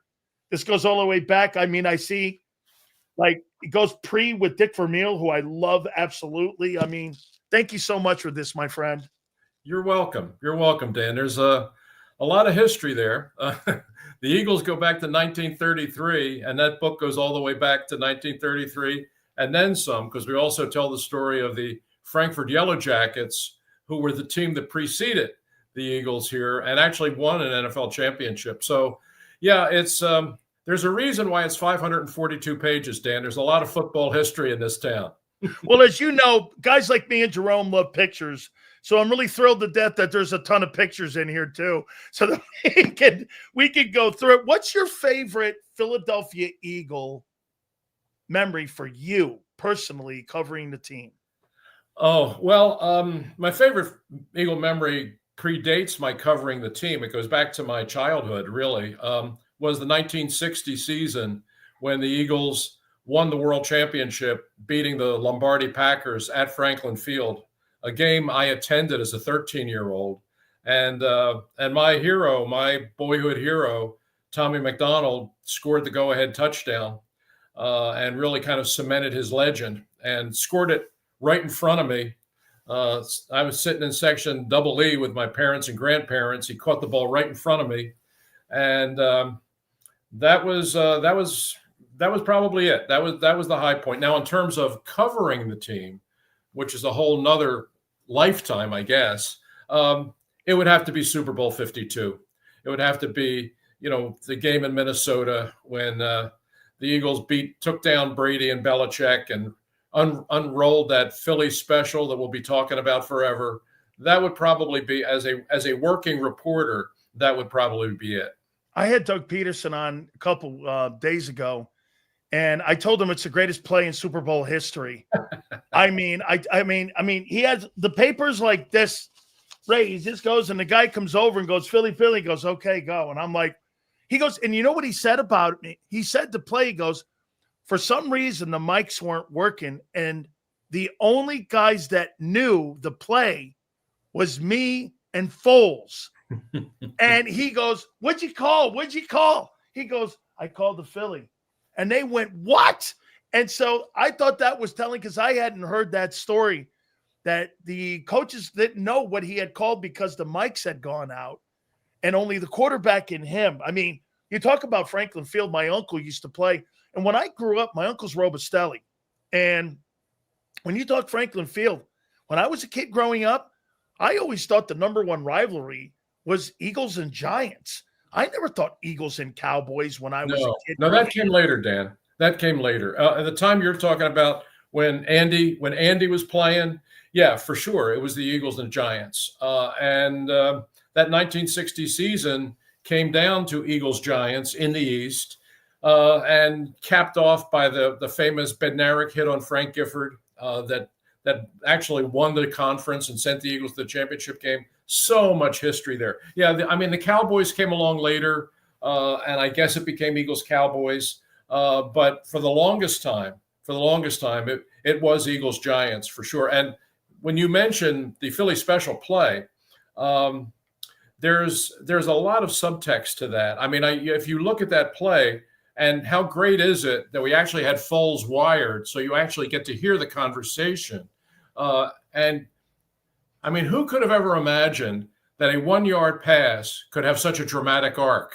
Yeah, but right. But it did. But I mean, when the way you see it go down, it's obvious that Peterson is not thinking that at all.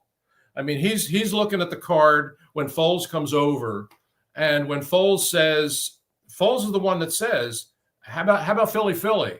And Peterson looks up from the sheet, and he's obviously not thinking that, but it's a great moment because he looks in Foles' eyes, and it's like, he can see that Foles wants to run this. And I guess the quarterback in him sort of tells him, you know what? If Foles wants to run this play, and because that's what he says, yeah, let's do it. It wasn't anywhere on his radar until Foles suggested it. And then he says, you know what? This is the play he wants to run. I'm going with it. And it becomes history. Great moment. Great moment in Super Bowl history. Great moment in Philly sports for sure. Ray, so give me your assessment here. Here we are at the 8th game.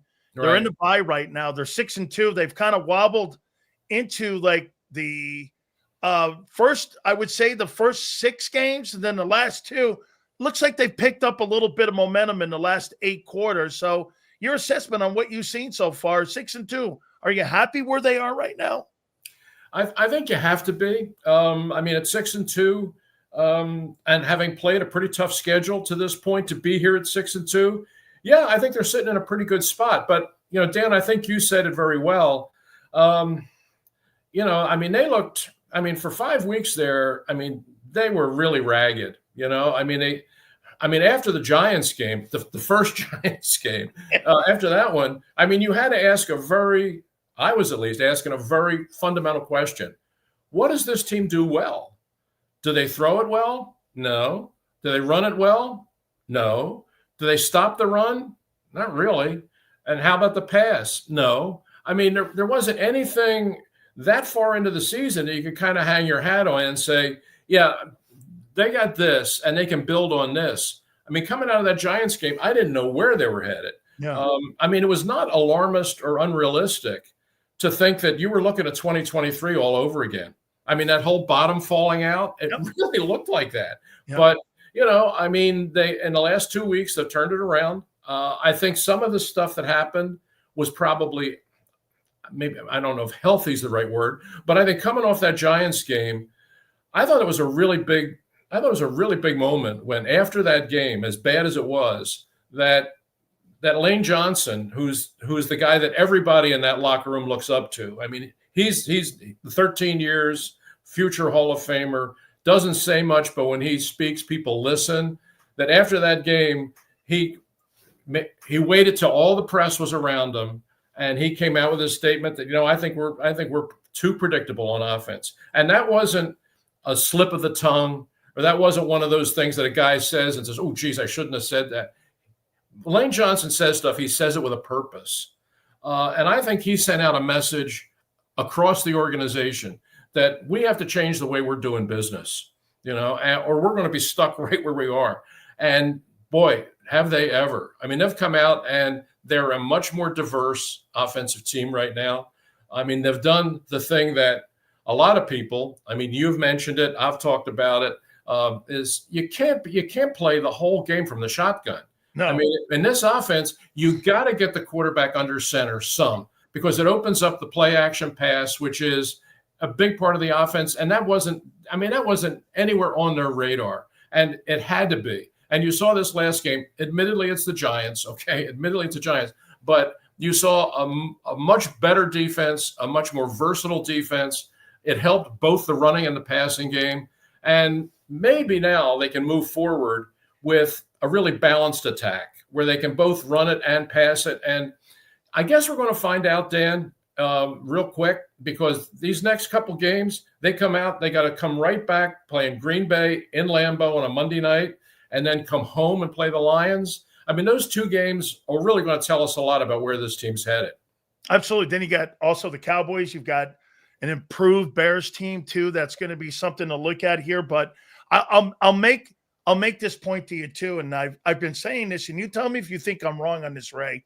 You know, it's 8 quarters of football. I mean, is it fool's gold with the Giants and with Minnesota? I mean, both teams are really not going anywhere. And we saw against those good teams, they were kind of like fumbling around a little bit. These last 8 quarters, how much do you really go, well, they've turned it around? I'm not prepared to say that. Right. You know, I mean, everybody kind of wants to pass judgment right now that, oh, everything's fine. You know, we're great. We're good. And we got it figured out. We're good. I think the next 2 games are going to tell you. But I think that what they showed you offensively, and admittedly, okay, it's the Giants defense, and the Giants defense isn't very good. But, I mean, they look to me to be a team that offensively has more going for it right now. I mean, listen, you have the players, you have the skill position guys. You finally got Barkley untracked. You were able to do what you did to the Giants last week without A.J. Brown. So, I mean, yes, it looks good. You know, Hurts has played 2 really solid games back to back, which you need. And defensively, they've played better. I think that Carter had a better game. And a couple of the guys, one of the things that was bothering me about their defense was when I looked at their defense, they did not have guys who it looked to me at least, they didn't seem to have guys that could win on the edges. You know, completely. I mean, their edge guys were there, but there weren't guys that you felt were just guys who were going to beat you off the edge all the time. And this last game, especially this last game, Hunt began to kind of look like that he could be that guy. I mean, he played a really good game here. He only had 1 sack, but he had 9 pressures. He was around the quarterback a lot. Frankly, I was kind of disappointed in him through the first 6 weeks, but it looked like he was starting to get it. You know, I don't know, how much you can expect BG to give you coming out of retirement. If he gives you 12 to 15 snaps, that's okay. But the pass rush looked better. And, getting Nakobe Dean back has really helped. I mean, he's a good player, and he brings an instinct and an intelligence, and even for a young player, leadership for that defense that I think was kind of lacking. They have a lot of really good young players on defense. They do a lot, but they don't have that veteran leader. And when Dean was out, they missed him. But I think him coming back has really helped. And right now I'm cautiously optimistic about where they can go. Because Dan, one thing about this NFL right now, I can't remember another season that we're sitting at the midway point where it looked this wide open. You always wait for a couple teams to kind of break out and separate themselves. And we haven't seen that yet. So you got a whole bunch of, you could probably make a case for eight teams or so that could be in the Super Bowl. And the Eagles are one of them. But I think over the next 2 weeks, we'll begin to see how real that is. Ray, A.J. Brown, leader or cancer in the locker room? I think he is he's certainly more of a leader than he is a cancer. I think that I heard what you were saying. How about I take the word cancer away and use distraction? I think you could probably say that. I don't necessarily think it's accurate.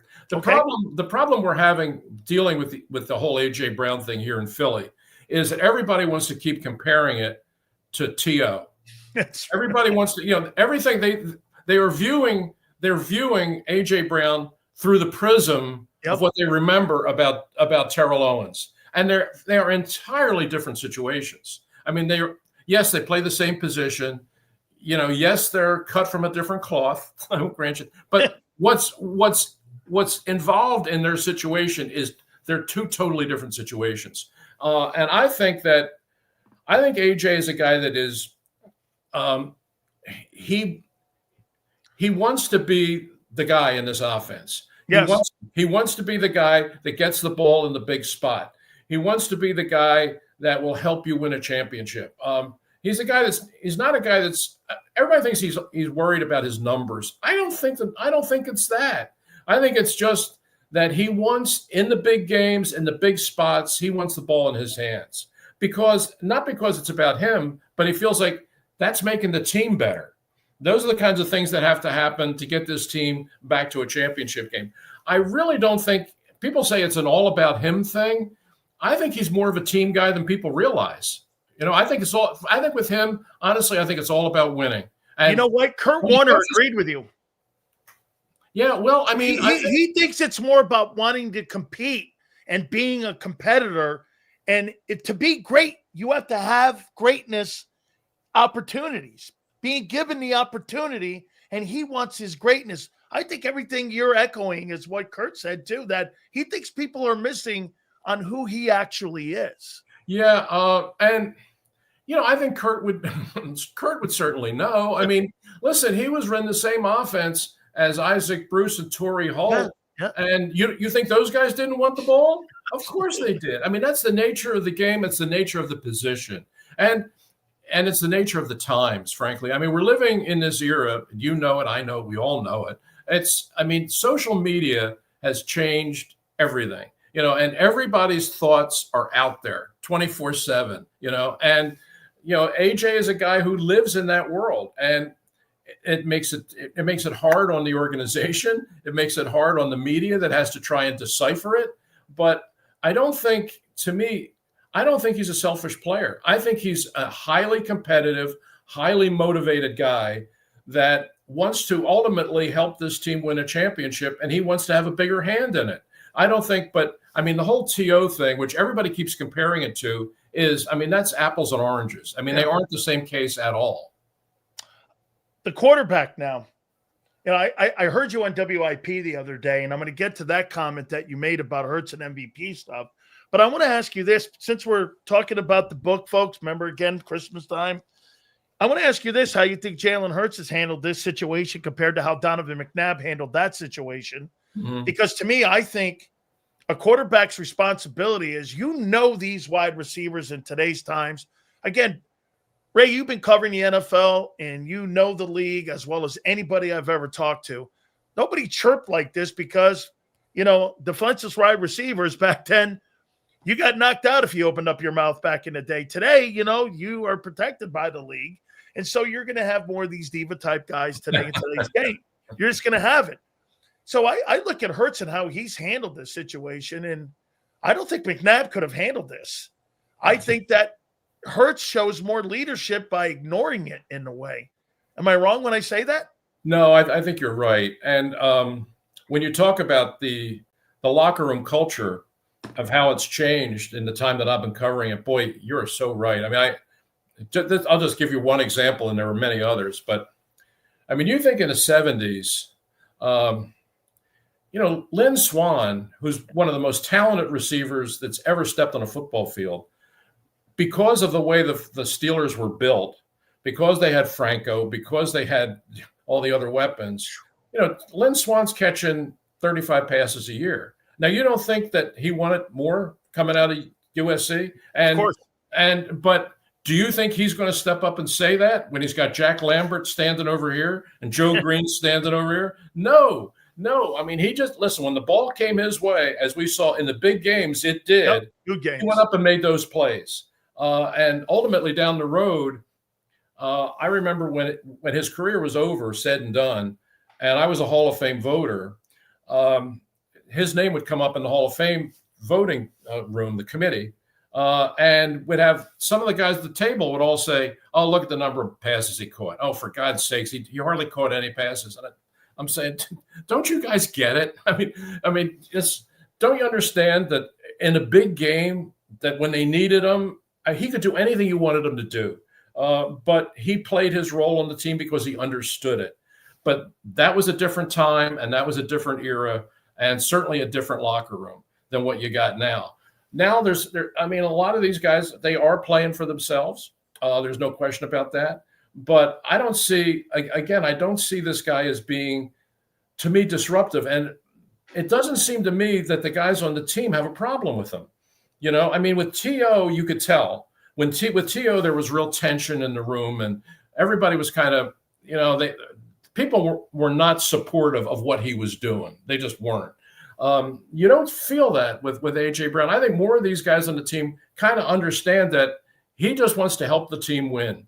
And if there's a lot of hostility in that room or resentment, I don't see it. I really don't. And, listen, if for this team, all this talk that, they're going to trade him, at the trading deadline. I may be proven wrong, but I don't even think that's in anybody's mind. Like, this team wants to go back and win another Super Bowl, and they have a far better chance of doing that with A.J. Brown than without him. I mean, you could trade him for future draft picks. That's fine.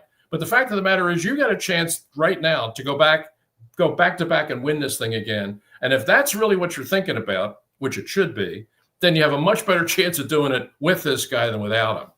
Absolutely. And then, like you say, when you're a better team, Ray, your roles are more defined. When you're on a lesser talented team, your roles are more vague because you've got to go to these particular guys because those guys are going to be more relied on. Like you said, with Swann, Stallworth, Franco, with Blyer and all them dudes. I mean, you're going to have those roles all defined more because there's so many great football players on that. I want to ask you a question about Jalen Hurts. I think he's one of the most complex guys I've ever covered when it comes to how you look at quarterbacks. I mean, so many guys in today's NFL. I look at Josh Allen. There's not one guy in that offense that could start in Philly. There's just not one. He's got to carry that offense on his back. When he plays poorly, they play poorly. Right. When Jalen plays poorly, they still win. That's not a rip on Jalen. That's actually a testament to how the team is built and how he has done, Ray. I mean, for me, how do you look at him? I mean, is he an elite guy? Kurt said this. There's times in the pocket where you question his vision on because there's a ton of go routes. It's not very complex of an offense. It's really a simple offense. Now, again, the progression reading, Kurt thinks that's a little bit overrated. How do you see Jalen Hurts? And I heard you make a comment about that. I want to add this onto it. You went and you said, I don't know if he'll ever be an MVP because I don't know if he'll ever have the numbers, play long enough in a regular season because the team's going to, give me your takeaway on how you see Hurts right now. Is he elite? Yeah, I guess it depends on how you define that. I mean, my definition of an elite quarterback is a quarterback that wins, and this guy wins. He really does. And I know that Joe DeCamera on WIP asked me that question, about him as an MVP. Well, he was an MVP in the Super Bowl, but that was one game. I mean, MVP for a season, you're looking at a whole season's worth of numbers. And the way this offense works, the way it's built, the way it functions, he's never going to put up those kinds of numbers. He's never going to throw for all of those yards. He's never going to throw for all of those touchdowns. I mean, you can look at total touchdowns if you want to factor in rushing and passing. That'll be a pretty big number, but they don't. Historically, they have never judged quarterbacks like that. It's always based on completion percentage, yards, touchdowns. That's how it's done. And he's never going to be one of those guys. Jared Goff will be one of those guys. Matthew Stafford is one of those guys. But Hurts isn't, but this offense doesn't require him to be. I think it's, boy, again, I don't want to sound like I'm stuck in time with the old Steelers, but the fact is I spent a lot of time around that team. And I remember Terry Bradshaw talking about the fact that his quarterback efficiency rating is, I mean, he's like 83rd all time or something. It's right. Way down. And he said, I don't care. I mean, completions, completion percentage, quarterback rating, yards per. He said, what does that matter? What does that account for? He said, all I worry about, and the only way I've ever judged myself is, does my offense score points and do we win games? That's what a quarterback is out there to do. Are you scoring points and are you winning games? And, Bradshaw did both of those. I mean, he's 4-0 in Super Bowls, by the way, calling his own plays. So forget all the notion of him being a dumb quarterback. I mean, he called his own plays and he's 4-0 in Super Bowls.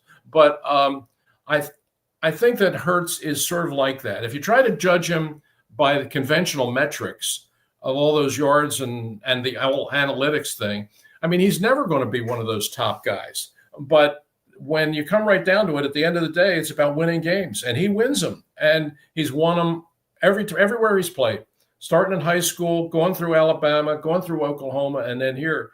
All he's done is win, and ultimately, that's how he should be judged. Aiden Hutchinson just got a $45 million annual deal by the Detroit Lions. My question's on Jaylen Carter. Hasn't had really, I think, the elevated gain that we thought he was going to have coming off of a year ago. If you're Howie Roseman, do you wait? Do you pick up the fifth-year option? Do you offer him? We saw some immaturity. And I've said this again about Jerome. Jerome Brown, was one of my best friends. Jerome was immature off the field in many ways. Ray, how many times did you see him in the parking lot on his motorcycle going 170 miles an hour where all the pigeons were, and all the coaches going nuts, people calling us up going, hey, can you control this guy? And I'm like, no, he's a free spirit guy. I can't tell you how many times Reggie White had that same conversation with him. You can't keep doing this, Jerome. Something bad's going to happen. He would drive that vehicle of his all around Westchester training camp, and spinning, laying rubber all over the place. And Reggie would just shake his head. And when the accident happened, I mean, everybody was just so heartbroken because they loved the guy so much. But all of those times, they had that same the one you're talking about at the U. They were having that same conversation at Eagles all the time, fearing that something could happen, and finally it did. They called me. I remember I was with the Bucks, and I had gone home, and my girlfriend, now my wife, we were sitting there, and I remember because Eric Engelsack had been killed a couple weeks earlier. He was an offensive guard for the Detroit Lions, and I was like, "Yeah, I heard about Eric." He goes, "No, did you hear about Jerome?" And I'm like, "No," and I immediately knew. And I was like, he passed away with Augustus's nephew in the car. And I was like, so we got in the car, and I'll tell you something about your Eagle guys. We show up at the funeral in Brooksville, and Ray, I mean, there's Chris Carter bawling. My wife is sitting in between Cortez Kennedy and Russell Maryland. They're all crying. There's Reggie. We were all pallbearers. We took our ties off and we put our ties in the coffin when we put them and laid them to rest. And there was Reggie up there, and all of us were just, I couldn't believe it. It was one of the most surreal things I had ever seen in my entire life. It was Miami, and it was his Eagle friends that were there. It was one of the most heartbreaking things I've ever been involved with. It was. But your point about Carter, what would I do? He's such a talent. I mean, he really is. And I know guys like that just don't come along all the time. Right. And I think some people were a little disappointed in the way he played earlier this year. I don't think they really understood how much he was hurt. I mean, he had a shoulder injury that was worse than anybody realized. He was almost playing one-handed, and then he had the heel injury that kept him from playing in New York. He hasn't really been healthy yet, but we all know what he's capable of doing. Hey, listen, if it isn't for Jaylen Carter, I'm not sure the Eagles survive that playoff game against the Rams. That's right. In the snow. I mean, the Rams had driven it all the way down the field. They had the ball at the 13-yard line going in. Yep. And the two plays that saved the game are a sack that Carter gets, and then on the next play, he forces them to throw the ball away, saves the game. But if it's not for those two plays, that might be the Rams playing in the Super Bowl. I mean, he is a true game changer at the defensive line. And I thought, Vic Fangio is a very smart coach, obviously. And one of the things he's sort of introduced now that you're seeing is he's playing what amounts to a six-man defensive line almost, bringing those edge guys up. And I don't think people really understand why he's doing that. And what he's doing is he's taking away the double team on Jaylen Carter. If he comes up six-man solid, then all those offensive linemen have to account for the guys at the line. And that way the offensive line can't double Carter, even if they feel like they have to. That formation forces them out of it. And it gives Carter one-on-one matchups that he's going to win all day. And that was how he got the big hit on Carson Wentz that forced the interception that Hunt takes in for the pick six. It comes out of that formation. Listen, anytime you got him one-on-one, that's a big play waiting to happen. And I think Vic is trying to find more ways to create those situations to make Carter that much more productive. Two more questions for you here, Ray. Vic Fangio, you just mentioned him. Do you think he is the most accomplished and the most talented defensive coordinator in Eagle history? That's Jim Schwartz. That's also Buddy Ryan. That's also Jim Johnson. Legendary players that all have a right to be in Canton as some of the innovators in pro football history. If you could put Don Coryell in, you could put almost any of those other guys in that we're talking about right now on what they've meant to the game of the NFL when it comes to defense. No question. Is he the best in Eagle history, Vic? I will put another guy in the conversation. I mean, you listed a bunch of really good ones, but you didn't mention Bud Carson. Bud Carson. And Bud Carson was a great defensive coach. I mean, he really was. Steel Curtain. And then he left the Steelers and went to the Rams and took the Rams defense and almost beat the Steelers in the Super Bowl. That's right. And then, when Bud came to Philadelphia, he followed Buddy. And as after Buddy was fired, and Richie Kotite takes over as the head coach, but he hires Bud Carson to be the defensive coordinator. And Bud walked into a really tough situation in the fact that those defensive guys loved Buddy. Loved him. And they didn't want to play for anybody else. And they had zero respect for Richie. So all the guys from Jerome, Seth, all the guys you've talked about, Reggie, that guy who's coming in as the defensive coordinator now, he was walking into a really tough room. He was. And Seth will admit that I'm not so sure I want to play for this guy until Bud started coaching him. And then they saw how great a coach he was. And under Bud, actually, they did some things that they had never done under Buddy, which was finish first against the run, first against the pass, first overall. I mean, that truly dominant defensive season they had, it wasn't Buddy, it was Bud Carson. So I put Bud in that same conversation. And I have the utmost respect for Vic Fangio and his career, which to me is one of the greatest. But if I had to pick one, I might go with Jim Johnson, you know, because I think that Jim was such a innovative play caller. He was. You know, I mean, he would do things that if you're a defensive player, that call's coming in from the sidelines and guys are looking at each other saying, what? He wants us to do what in this field position? But they'd say, hey, look, Jim called it. Let's play it. And they'd get a big play out of it. And he was very unconventional in his thinking. He was certainly a guy who coached outside the box. He blitzed in situations that nobody would ever dream of blitzing, but he got away with it, partly because he was so daring. I guess the best word I could think about him, people say creative, I say fearless. I mean, he knew the players he had, he took them and allowed them. The thing all coaches need to do is take your players and have them play to their strength. And there was no better example of that than Brian Dawkins. You know, Emmett Thomas and Ray Rhodes were really good coaches and smart guys, but they never really saw the full dimension of Brian Dawkins and all the ways he could impact the game. Jim Johnson saw it right away, and he took him and he made him the guy that he built his defense around. Before anybody was in the NFL was building defenses around safeties. I mean, nobody was doing that back then. No. But Jim, and the way he utilized Brian Dawkins, changed the way people scout and coach safeties now. All of a sudden, because of the impact that Brian had on every game, like every offense started its game plan saying, how are we going to deal with number 20? Yeah. People in the league never talked about safeties like that until Doc, and Jim Johnson's kind of the guy that created Doc.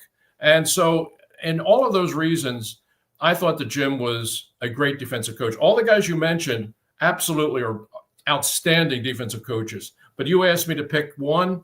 I'm going to go with Jim Johnson. I want you to help me on one thing with the organization and how they think. If you're trying to develop, and I don't know, maybe this is what happened with Carson Wentz when he was here. So if you have a asset that you believe is the face of your franchise and you want to get the absolute best out of that respected quarterback, why do we have such helter-skelter hires when it comes to coordinators? You go from a guy who's never play called with Brian Johnson, you go out of the building, you go and you get Kellen Moore. Then now you elevate from within for a guy who's never been a play caller. I mean, you're the Super Bowl defending champions. Your quarterback just won the MVP. I wouldn't want a heart surgeon coming out of Harvard who's never had a surgery before to open my heart up.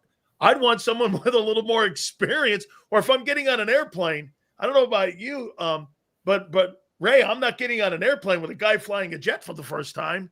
Mm-hmm. I want to be able to get on there with a guy who's more experienced here. I mean, to me, you would think that they would be wanting to hire the best person for your respected quarterback to develop him. I mean, and I'm supposed to believe Kevin Patullo. You passed him over 3 times, Ray. You had him in the building. Okay, you went with Johnson. You passed him over again. You went there again with what you did with Kellen. Now on the 3rd time, he's the guy. I mean, help me out on that. Why they go that route? I don't know. I ask some of the same questions too. I wonder about that. I mean, look, it's obvious to me that they had a really good idea with Sean Staken. I mean, and I think what he has done in Indianapolis is proof of that. Incredible. I mean, nobody really, he was not perceived or talked about as a rising star. Like if you talk to people around the league, you'll always hear chatter or conversation about, hey, keep your eye on this guy. He's really smart. Yeah. You never heard that about Sean. I mean, and when the Eagles brought him in, it was sort of like, okay, well, I guess they must know something. And it turned out he is a hell of a coach. He is. And so that was a hire that, and initially you weren't really sure what they were getting, and it turned out that he was great. But he was so good that you lost him in a year. Now, I really think when you look at the Brian Johnson thing, I think it had a lot to do with the fact that he had history with Jaylen, that they went back, that he was the quarterback in high school when Jaylen, playing for Jaylen's father, when Jaylen was the water boy, and he knew him from the time he was this big. And I think they thought that was important, that it was the kind of relationship that would be healthy for Jaylen to have a coach that could be, kind of a friend, a big brother, blah, blah, blah. And my feeling about that was, you don't need a big brother. You need a coach. That's right. You don't hire guys to be, because he played for his father. No, and I don't think Jaylen's the kind of guy that needs big brother. He needs a coach. And Johnson was not prepared to be that guy at that time, and that became painfully obvious. I had some thoughts in terms of Kellen Moore. I thought he was a good coach, but coming from outside the organization, I didn't know if it would work.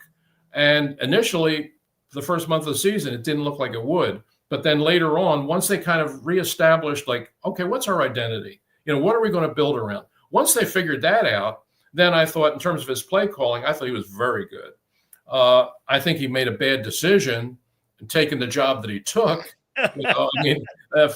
I understand that all of these coaches that have never been head coaches, they want to be head coaches. That's what they're aspiring to. I get that.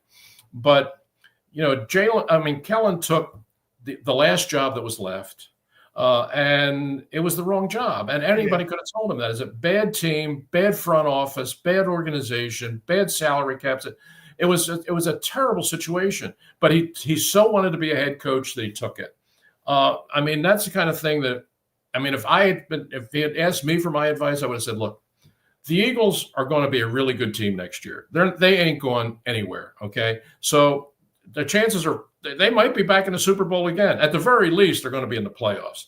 So just stay where you are with this offense, with this quarterback, with this team, you're going to have another really good year next year.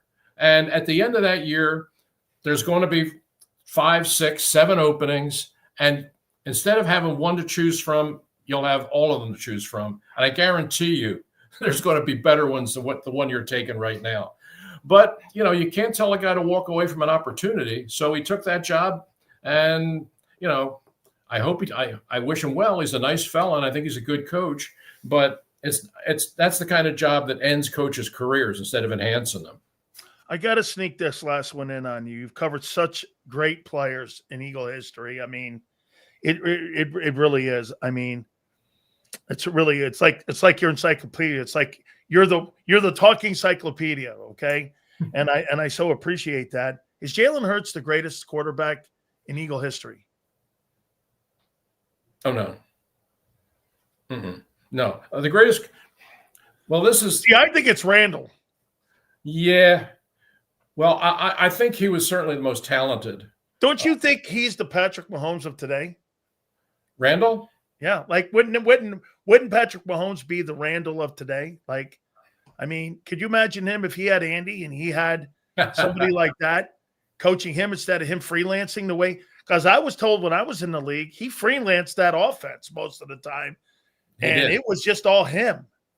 He did. And the thing was, Dan, to a fault. He would have been if this was Buddy's fault. It was the way Buddy set everything up. Buddy built his defense. He coached his defense, and on the offensive side, Buddy's approach was, hey, Randall, go make me 3 or 4 big plays, and we'll take care of the rest. He never really tried to coach him or develop him. The great unknown, the great unanswered question that we'll never be able to answer is what kind of career would Randall have had if Doug Scoville hadn't died, who was the first quarterback coach when he came in under Buddy.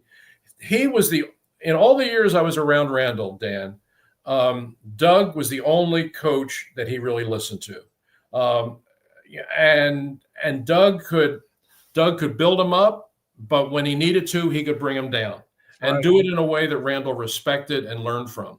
When Doug died during the season, there was a void that never was filled again until he wound up in Minnesota, and he wound up with Denny Green and Brian Billick, who really began coaching him and developing him as a total quarterback, and that's when he became the MVP. The talent was always there, but Buddy never put in place the kind of coaching staff that could take that talent, which was unique. I don't know. I don't know that anybody No. has ever played the quarterback position that had the talent, the skill set that guy had in terms of the running ability, the passing ability. I mean, punting. He could right now. I fully believe this. However, well, he's 50 years old now, I guess. But if you create one of those, like those quarterback challenge things, like they used to have for the competitions, where the guys throw the ball through a target or they throw it for distance or something, you could take Randall today out of his church, take the robe and the vestments off him, hand him a football, and he could go out and probably win one of those skill competitions. That's how talented he was. I mean, just watching him was just amazing. I remember very early on when Buddy took over, Buddy made a statement that had people just saying, "Oh, are you kidding?" When he said, Randall Cunningham is a better athlete than John Elway. And people thought it was heresy. He is. I mean, you look back on it now, I think he was right. He is. I mean, Elway has the 2 Super Bowl rings, okay. But, I mean, anybody that watched those two guys, and look, Elway was great. He was one of my favorite players. But in terms of the skill set, what Randall had, I don't know that I've ever seen another one like it. No way. You think we'll ever see the white helmets? Oh, gee, I hope not. I hated the white helmet. I hated the white helmet. You know why they went to the white helmet? Why? They were playing at the vet, and they had initially when they first built the vet, they rimmed the field because it was that circular sort of look. They rimmed the field with those green padding, the green padding. Yep. And so in those years, they wore all white. They wore white pants, white jerseys, and they went to the white helmet because they thought it would be easier for the quarterback to find the receivers against the green background if they were all in white. So that was how they came up with the idea of the white helmet. But nobody liked it. And they always felt like the Eagles' look should be green helmet, silver wings. Right. And listen, the Eagles are undefeated now the last 3 years in the Kelly green. Love the Kellys. The games when they brought the Kelly green back and the Kelly green helmet, they're undefeated in that look. They might want to think about staying with it. You had to be the guy in the middle between, because we get Angelo and Howard Eskin on every week or every other week. Howard comes on every week now, and Angelo comes on every other week because, he needs his rest now because he goes to the beach now. And so we give him every other week. You had to be the guy in the middle to referee this thing when you were probably like the referee on that station back in the day. Were you not? I had to do that now and again. Yeah, I understood my role, and when somebody had to cool everybody off, or when somebody had to come in and say, "Look, just take a breath, okay? Just relax." That was me. That was what I did. Folks, make sure this is a great Christmas gift this year for all Eagle fans. I mean, you guys, everyone was waiting for you to come on today, man. We thank you so much. All platforms are watching you right now across ours. Make sure you get it, folks. Ray Didinger, man. I mean, I'm right now, I'm over on this Steve Van Buren, and I'm reading about Steve Van Buren right now. So my uncle knew him very well. Obviously, my uncle knew all them guys, Cat Cabbage and all them guys who played with him, and Charlie Connerly. And I remember meeting Bednarik for the first time. And so the first time I met Chuck Bednarik, they bring him in, Ray, and my uncle goes, "This is Chuck Bednarik." I go, "You're the guy that knocked out Frank Gifford?" And he goes, "Yeah." And you know what I told him? This baby, not exactly, is over. Yep. Ray, thank you so much, my friend. I hope we could do this again. I really enjoyed this. Thank you, my friend. I enjoyed it too, Dan. Have a great day. You got it. Ray Didinger, our good friend here now with, make sure you guys get this, man. This is absolutely fabulous. And we so appreciate that too. Don't forget, Battle Royale will be at the bottom of the hour there too. So it's always awesome to hear people that have got such great context that they can go from the history of the team to the modern day and give you the complexing views on how they see, the football team today through the lens of what they've covered throughout all the years. and the comments that he made about Jalen Hurts, and I think he's right. Jalen is, 1 week we're still doing the same thing on Jalen Hurts that they did with Jalen Hurts when he was at Alabama. When Jalen Hurts was at Alabama, we've been talking about the same thing about passing, about who he is, ever since Alabama. I mean, fantastic. Fantastic. Randall with the Eagles, Lamar, but that's right. Lamar Jackson is probably a little bit more like I would say Randall Cunningham was. By the way, Battle Royale at the bottom of the hour. Okay. Eagles traded for Michael Carter, cornerback for the New York Football Jets. Let me get this guy up here. I've got my NFL Players Association profile and who he is as a player according to the NFLPA. Okay? And so we have a scouting report. We get scouting reports on every single player. Kid was actually born in Japan. Interesting. He's a born in Florida guy. Where did he go to school? He went to North Carolina. It was a 4th round pick. Well, my takeaway initially would be that obviously they're looking at a guy, and we're looking at he's not from the 5th round guy. He's not with the Jets. He went to Duke. Okay. Let me go. That's right. That's the running back. My mistake. Let's see. Duke. I'm going to get the right guy here. Here we go. Got him. Duke guy. Got him. New York Jets. 5th round pick. Jets. Got his measurables.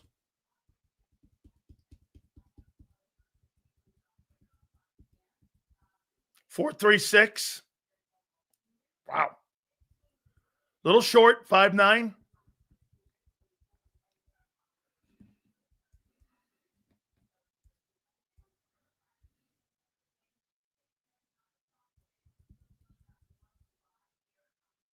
Signed him to a 3-year deal at $30 million in September of 24.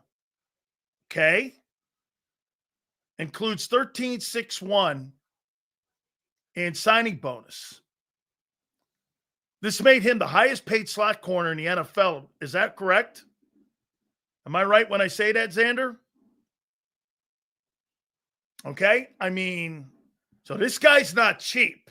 So you made a trade for a guy that is making some money. Okay. And so in 24 and 25, though, he's fell off the cliff here, as Xander just said. All right, Xander, let's bring it up here, man. Let's and then Xander, we'll do it after also. Yeah, I just wanted to give you the details because I know you're on the show, and I did a segment with John on it because I knew you were doing your interview. Michael Carter II, he's a slot corner, Sills. He got paid that deal at the beginning of the last season that you just mentioned. At the time, it was the highest paid nickel corner in football. And then after that, he fell off a cliff. Like, he had a really bad year in 24 and a really bad year in 25. He missed the last couple of weeks with New York. Now, and here's the thing on the contract. He deleted a $5 million guarantee for next year, injury clause or whatever it was. I'll read you the A.M. Rappaport tweet, just so he could get the deal to go through with the Eagles. So he deleted $5 million of guaranteed money. I actually don't think this is going to be that expensive of a trade for the Eagles. No. When you do that, I mean, it sounds like a rent-a-player, though. Well, I think he's under contract for this year and next year. And he deleted the $5 million guaranteed for 26. Okay. The injury guarantee. Okay. So next year, if they want to move on from him after the year, it'll be easy to do so. Yeah. But he's technically will be under contract for next year too. Does this mean that Cooper goes outside? That's the thought process immediately, but I'm not really sold that that's exactly what they're going to do. I mean, Sills, this guy is not great and now very good right now. I mean, So he's you think not. they Well, I just know. Look, new coordinator. He was with the New York Jets. Maybe that takes something out of you a little bit. it's Now a he's lot gonna, of money. He's going to play. I know. I know. I don't know what he's going to end up earning actually because of some of the when you delete the 5 million and We things know like this. that. It's not league minimum though. No, it's not league minimum. Not league minimum at all. So do you think they're thinking of playing him at safety or slot no. or No, corner? he's got 2,600 total snaps in his career. 2250, 2212 are in the slot. He's a slot cornerback. He's a slot corner. He He's ain't a playing slot anywhere cornerback. else. Yes, he's a I slot think cornerback. in my opinion, my takeaway would be this: is that this gives Cooper DeJean more flexibility to be able to go to safety, slot, corner, and to be able to have Vic move him around more and maybe have another body in that slot, if that makes sense. Because listen, if he's taken out of that slot position, who's the guy right now, not counting Carter, who would go in there and play that slot, if they move him in base over the corner? Who would be that guy that would take that role? If they moved Carter, if they did what? If they moved Cooper outside. Yeah, it would be Carter in the slot. No, not counting him. Who would be that's currently on the roster for them to go into that nickel right there? And who would play in that slot? Right now, nobody. That's why they haven't put Cooper Okay, out so there. that's, to me, gives them the flexibility. This gives Vic more flexibility. So here's the question, though, Sills. Do you feel better about Michael Carter in the slot? Because remember, you're going to have a big drop-off. Cooper DeJean is the best nickel corner in football. I agree. Well, you're going to have a big drop-off even if Michael Carter's a good player. What do you feel better about? Michael Carter in the slot or Ringo, Jackson, or Bennett on the outside? Whatever one Vic identifies as a bigger weakness is the way he will go. I think Bennett's health is going to determine that. Because remember what he said at the presser yesterday. He said, we've got to wait and see what we have with Ja'Cory and Bennett. Remember, they made a trade for his ass, too, with the Raiders, and they gave assets up for him. Yeah. I think how they're going to use Carter is going to all be predicated on what and where Bennett is right now during this bye week, on what Vic can see and who they can move into personnel in the secondary. Yeah, and I think Bennett still is a factor for the outside. That's why I'm wondering if Vic still thinks that Bennett is good enough, he's going to keep Cooper in the slot. Like you heard Vic yesterday. He does not want to put Cooper on the outside. And for him to say he's the best nickel in the game, that's not low unless somebody thinks they're moving Coop to safety. But that doesn't answer this year. Safety and base, and then playing him in the nickel? I don't know. I mean, you can see Prince says bye Reed. Dabney's crying as he always is. No. Dabney wants us to say, "Oh my God, how did he?" But wait a minute. Perfect player. Stop. If you put Cooper next to Reed, that might help Reed's play. It will definitely help Reed's play. But what are you going to have? If you hear me out. You're going to put Cooper DeJean at safety. Now you're going to have Adoree Jackson on the outside and Michael Carter in the slot. No way. Because you would have that whole right side open. You see what you do when you have the nickel? Watch this. Look, Xander, look. Q, Reed. Then you have a safety. Then you have him in the nickel, whoever you're going to put in that other safety position, and then the corner. You kind of split that side of the field up a little bit with Cooper. And you let the better players, get rid or take advantage of some of the weakness or make up for some of the weakness on each side of the ball. I don't think they're going to do. You think this is an A, B, C, or D move? It sounds like a C move to me. I think it's an okay. I mean, what they did is the money maybe they traded John Mechie. You know that they traded John Mechie, the wide receiver that they picked up earlier this year. So what they did was they sent Mechie and a 2027 6th-round pick, and they got back Carter and a 2027 7th-round pick. So they swapped the 6 and the 7. Who cares? And they got rid of Mechie. These are so what they did was what it looks like they did to me is you get rid of depth at corner where you had pretty good depth right now. Yeah. And you bring in more depth at corner where they have a lot of bodies, but they don't have a whole lot of depth right now. So from that perspective, I think it's okay. but I'm not like optimistic that it's just like, okay, Cooper to the outside and we're all good now. Like I don't think it's that. No, this is a C move. This is like a C move, and the only reason I would give it a C because the money. The kid's not cheap. Yeah. His base is going to be again. I think that voiding of that last thing that you said with the injury clause in his contract. He's not making base money. So I think it's a C move, Xander. I don't really think it's. I think it's a depth. How about this? Would this be more? It's a depth move. It's a depth move, yeah. But I mean, it feels like to me, it's just a lot of change. Like, let's just say Michael Carter does play the slot. I mean, you're now changing out cornerback 2. You're changing out it's a lot of change for a week 8, week 9 team. No? Or no, maybe not. Wait. Okay. Maybe we just get great players on the field. So let me go back to Howie here. So Howie's traded for a corner. Now he's traded for another corner. You got rid of Slay. I mean,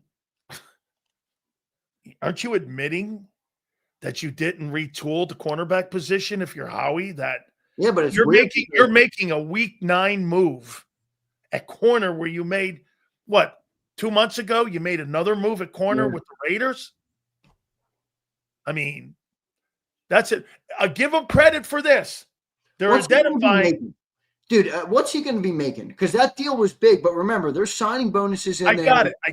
There's guarantee. So if he wiped out $5 million guarantee and the guy had a $15 million signing bonus in year 2 of the deal, he might only be $4 or $5 million a year. I don't. It's going to be hard to tell. 1.5 is base, Sander. That's league minimum for a guy.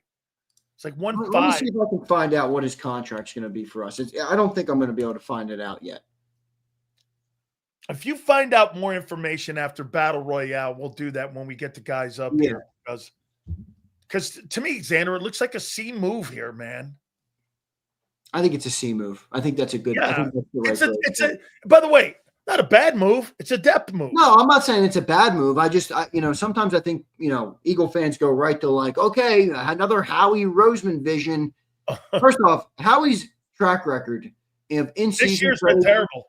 And not even talking about this year. His in-season trades have been terrible. I mean, remember Robert Quinn? I mean, he hasn't made good trades in the middle of the year. So I wouldn't. So it looks like we're going to take, big bases next year. Big cap hits next year. He won't be here. He won't be here. Kevin Byard, another good one. Kevin Byard, right. So the cap hit this year is $1.2 million. The cap hit for the next 2 years, 26 and 27, is 10.2. They're going to cut him. Unless that guy turns out to be a first-team All-Pro. Even then, they're going to rework the contract. Okay, well, again, seems like a wash move to me, no? It is. I mean, look at Michael. You guys complain about everything. Oh, Michael, did you want to hear that your secondary is now going to be the best in football? Michael, is that what you wanted to hear, Michael? God. Come on, man. Dude. Come on. I mean, I think some Eagles fans. Jermaine Johnson. I know Ryan. Howie called for Jermaine Johnson, and the Jets GM says, best I got is Michael Carter. Hey, wait a minute. You before I bring Philly 5, you don't think Philly 500 is going to think this is an A+ move, do you? No, I don't. Philly's way more real than most fans. I mean, wait. If this was a Cowboy move, Cowboy fans would be thinking that they just signed, they signed like Deion Sanders. Well, honestly, if you're a Cowboy fan and you make a move on defense, it basically can't get worse. So anything over there is a positive move on defense. All right, have a good battle royale. All right, if you find any more out, let me know, bro. I'll do some research now. Hey, by the way, we have some super chats after. What'd you think of Ray Didinger? We'll get to all of them, everybody. We appreciate all the super chats. We'll get to them all. Hey, what'd you make of Ray Didinger? Excellent. I was multitasking because I did a segment with John while producing. I mean, I'm doing a bunch of things, but excellent segment as always. You got it, brother. I'll see you soon, man. Later, dude. All right. Hey, so Eagles make a move. Michael Carter. I was like, Michael Carter, the running back? I had to look it up. All right. Oh, my God. I couldn't wait. You know what? So I text Mark Holmes. I'll be there. I felt it was like that. No, it didn't have any kind of feelings to it, but I felt like when he texted me back, he went, "Yeah, I'll be there." I don't know. After what I saw in Denver, woo, baby, how you doing? And then you have to love Eagle fans. They beat the piss out of the Gigantes. Okay. Two of my favorite people on the planet. By the way, we just had Ray Didinger on. And these guys here are superstars. Without further ado, one of the best content creators in all of Dallas, Texas. He is the man that will have video after video. He could be sitting on the throne known as the Crapper, making videos of Dak. He is without a doubt one of my favorite Dallas Cowboy people in creating content. He is the legendary Mark Holmes. And without further ado, he wants me to dub him this all the time. He wants me to dub him the champ. Here he is, Philly 500. How you doing, brother? I'm doing great. I'm doing wonderful. How are you? I'm doing good. How are you? How you feeling, man? None of us have done enough. That's real. We're a football team that's 3-4-1. You could take the stats on offense and you can shove them up your ass. As far as I'm concerned, we want to win, and that is a direct quote from my coach, Brian Schottner. I'll tell you something though. Before I get to Philly here, dude. I mean, 3-4-1, heading into where you are halfway through the season almost. I had you as a 5-win football team. I think you're better, man. And listen, I never thought you were going to be a team that was going to contend for a Super Bowl, but I think you could create some issues for teams in the NFL. Wait, I get it. You're not at that. You're not with the Rams. You're not with the Eagles. You're not in that room yet. You got to make a move here, man. If you don't make a move on defense and multiple moves, you're not going to win 10 ball games this year. Here's the problem with making moves is you can't do like a Trey Hendrickson because basically he's a one-year rental. And I think even with Trey Hendrickson, you're not going to be a Super Bowl contender. If you're going to make some moves, they need to be some guys that are going to be here longer than just a half a season. Because basically there's going to be somebody else coaching these guys. Absolutely. And that's the way I would look at it. And the thing is that hurts about the season is I remember saying that if we get to 8, 9, 10 wins, it's gravy because you're starting all over. Jimmy Johnson was 1-15. Mike McCarthy was 7-9. Yeah. Or was it 6-10? His first year. Jason Garrett took over for Wade Phillips. So you don't expect necessarily to have a lot of success the first year. When you did what the Cowboys did, which was getting rid of their best player and figuring we'll just get guys in here that were first-round draft picks and we'll put them together and we'll have a credible defense. Philly, after the last 8 quarters of football, how are you feeling about your football team? Really over the last 4 games, you're 2-2.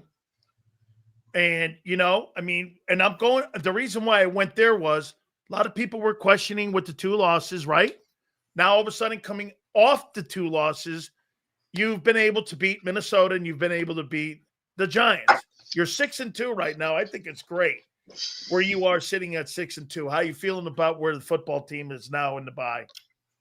I feel wonderful.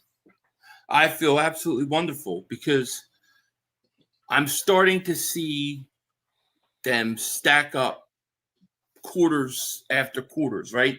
I like the way they played against Minnesota. It was a good first step. This was a good second step in getting the running game going. And I think the Eagles have a lot to build on, get healthy at the bye. And I really feel like the season begins, when you play Green Bay. I think the season really begins there. We got to be ready to go. So I like where we're at, but I also have a good memory. And I remember coming on here last week, and this man told me, watch out. Here come the Cowboys. Here come the Cowboys. And then Sills and Mark Holmes were making out about Dak Prescott and the He's played MVP great. that he is. He stinks. Hold 2 on. interceptions. My Your boy, quarterback. Jaylen Oh, Lordy. Carter He plays. is the MVP. He plays Come on. He plays one bad football game. Oh, the He's- Chicago guys game played- wasn't any you good. guys He played- stuck in the Lord. Chicago Wait a minute. How many game. games did you have? You Stuck couldn't in the score in the second Chicago half, game. jackass. Oh Why my can't God. he Do you keep believe what why you're can't hearing? he, with You're the number one offense, Wait, why that's can't what he he's keep doing. them going? Okay. He's Yeah, crowing Why over. can't he keep them in it? He can't keep them in it. He Wait, can't keep them in it. wait, Dak. Wait a minute. Let me tell you this about Jalen. So Last wait, week, he's- you guys had a he's love crowing. fest on this Hey, guy. Mark, he's crowing over beating 2 guys that were on a practice squad in the secondary at corner and saying the cornerback's back because they played against the shittiest defense in football. Wait, but what about the Hold week on, wait, before wait, when they wait, went hold against on. the best Wait, secondary of hold football? on. Did and your tore guy 'em beat up? Denver? Did you beat Denver? No. Did you beat Denver? But my guy had the lead. Did you Wait a second. beat Your Denver? guy cannot keep your team in it. They I'm needed sorry. their quarterback oh. to score for score. You got blown okay. out. Bro, Blown out. when the I have a ass defense in that Denver. literally gives up 5.5 Oh. yards before contact. Oh my God, the Oh, defense. shit. Your quarterback can't keep you in it. He's so I love- overrated. I love how and I you heard Dak the love Prescott fest haters last week. lie I and love wait. the kissing and Don't the say making out, you nothing guys. for weeks when Oh, he's going Dak Prescott. 13 Dak Prescott. touchdowns You guys and are all in that. love with Dak Prescott. He stinks. Are you He's telling me overrated. you think Dak Prescott hasn't had a better year so far than Jalen Hurts? I'm telling you that exactly. You're out of your mind. He's smoking. Really? crack. What's so great about him? What's his record, Sills? Record, he can't play He has defense. 3 wins. Bro, Oh, okay, my can't God. play defense. Wait a You're minute. not Okay, that well, dumb, then are you, Philly? There we go. No, My are you really that my dumb? guy's way better. My guy's way better Bro, than him. 31.5 points per game my defense That's is not giving my up. problem. Literally. But you know what? Literally. Great You get him in the quarterbacks. ball anywhere on the field. They're Great scoring touchdowns. quarterbacks. Great quarterbacks. Oh, keep shut their up, dude. team in Bullshit. it when they have to. Bullshit. You Bullshit. can't keep it. Nobody's Josh gonna Allen be keeps his in it. team in it. Nobody Patrick is Mahomes going to keeps be his in guy it with that but freaking Dak defense. Prescott Oh, fails you know what? again for Fuck 10 this. years. Nobody. Fuck this. Nobody. Yeah, Nobody. you lose. Get ahead. Get Nobody. That's what Dak Prescott does. Chokes. Hey, I ain't taking his crap today. Wait. See what you've done now here. Wait a minute. Wait a minute. Mark, I'm on your side. Of course you are. You guys made out last week. I'm on So your let me see if I get this straight, jackass. So with a defense that's giving up 30-some points a game, we should still be like, a 6-win team right now, right? Is that what you're saying? What I'm saying is that the great quarterbacks that you proclaim that your guy is sometimes has to keep his team in it and give them a chance. Dak Prescott consistently over the course of a career never can keep his team in it when he needs to. When he needs to put him on his back, he can't do it. See, I'm sorry, Yes, that's Philly. what I I thought said. you That's actually what I had said. some knowledge. The only I do reason have why knowledge. this team has You're actually been no. credible over the years is because they've had Dak Prescott. We've seen Oh, what yeah. they've been Oh, like yeah. with Cooper Rush running the show. What have they done? We've They've lost. They've done We've nothing. seen them It's done when nothing. Tony Romo went out and they were 4-15. I'm sorry. Oh, well, Tony Excuse me. Romo, but 4-12. Tony Romo could keep Mark, them in the game. Mark, your problem with your team is that It's you Jerry don't Jones. have you don't have. Oh, any it's run. this week. It's Jerry Jones. Last week he's a genius. No, it's totally. Last week No, you're I- coming no, for no, us. no, I'll make no, this no. point. Jalen Hurts would never be anywhere if Howie Roseman is not on that team. Amen. He would be nowhere. Okay, Jalen nowhere. Hurts would have kept Dallas in that game last week. No, he wouldn't have. Absolutely. Yes, With he that would have. defense, Absolutely never would have. happened. 100,000%. Man. I mean, 1,000%. Listen, I'll give you credit here, Philly, and you're right about this. Brian Flores' defense against the Minnesota Vikings. I took more out of that game. I took nothing out of that Giant win. I don't know how you can say that you don't take a game, something out of the Giants game when they just beat us 2 weeks ago, and they're a division rival. Okay, well then let me take it out of the game. You've got You your praise pick. you. Wait a second. I heard you praising Dak Prescott, how great he was when they beat the Giants and came You back. got the shit kicked out of you by that same team. So which 2 weeks team ago, is it? and well, probably it's the team that actually won because we have a history of winning. No, Well, did we not win a you Super Bowl last year? now, you also show now you can lose to anybody. Because if you can anybody can lose it, anybody can lose the power. Okay, I mean we know that. Going to be that team's going to pick fifth. But wait, you guys should never lose a game because he's the greatest quarterback of all time, isn't he? Okay, wait. I didn't say he was the greatest quarterback of all time. I said he's a better quarterback than what you've got by a lot. All right. Well, the quarterback is basically all we got because we damn sure ain't got a damn defense. And Billy, all right. In the bye, 500 came for blood today. Okay, so you make a move for cornerback. Yeah, fight. This is the same. It's not. Okay, because your football team is nowhere in the same conversation as the Eagles right now. It's like, why am I here? No. Why am I here? Because your quarterback is good. Oh, his quarterback. It is. Hey, that's like saying Dan Marino sucks because he's 7-9 in the postseason.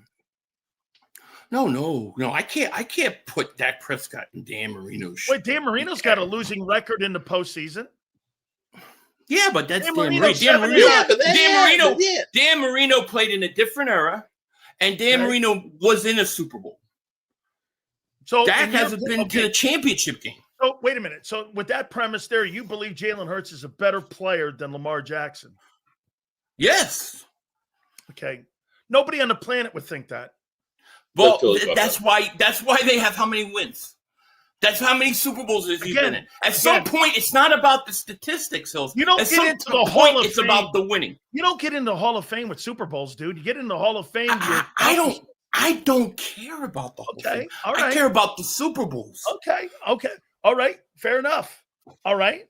So do you believe right now, heading in to this bye, how you feeling about your running game? Do you think it's turned around after the Giants? I think it turned around big time. I think not only did it turn around, I do, yeah. I think, because we couldn't run against the NFL in rush defense. I don't care, but we had so much trouble with the running game early on this year that they needed that. And not only that, they found a second running back. So now you have something to build on with a two-headed monster going forward. I like that. Are you making a move for Max Crosby or anybody of that ilk?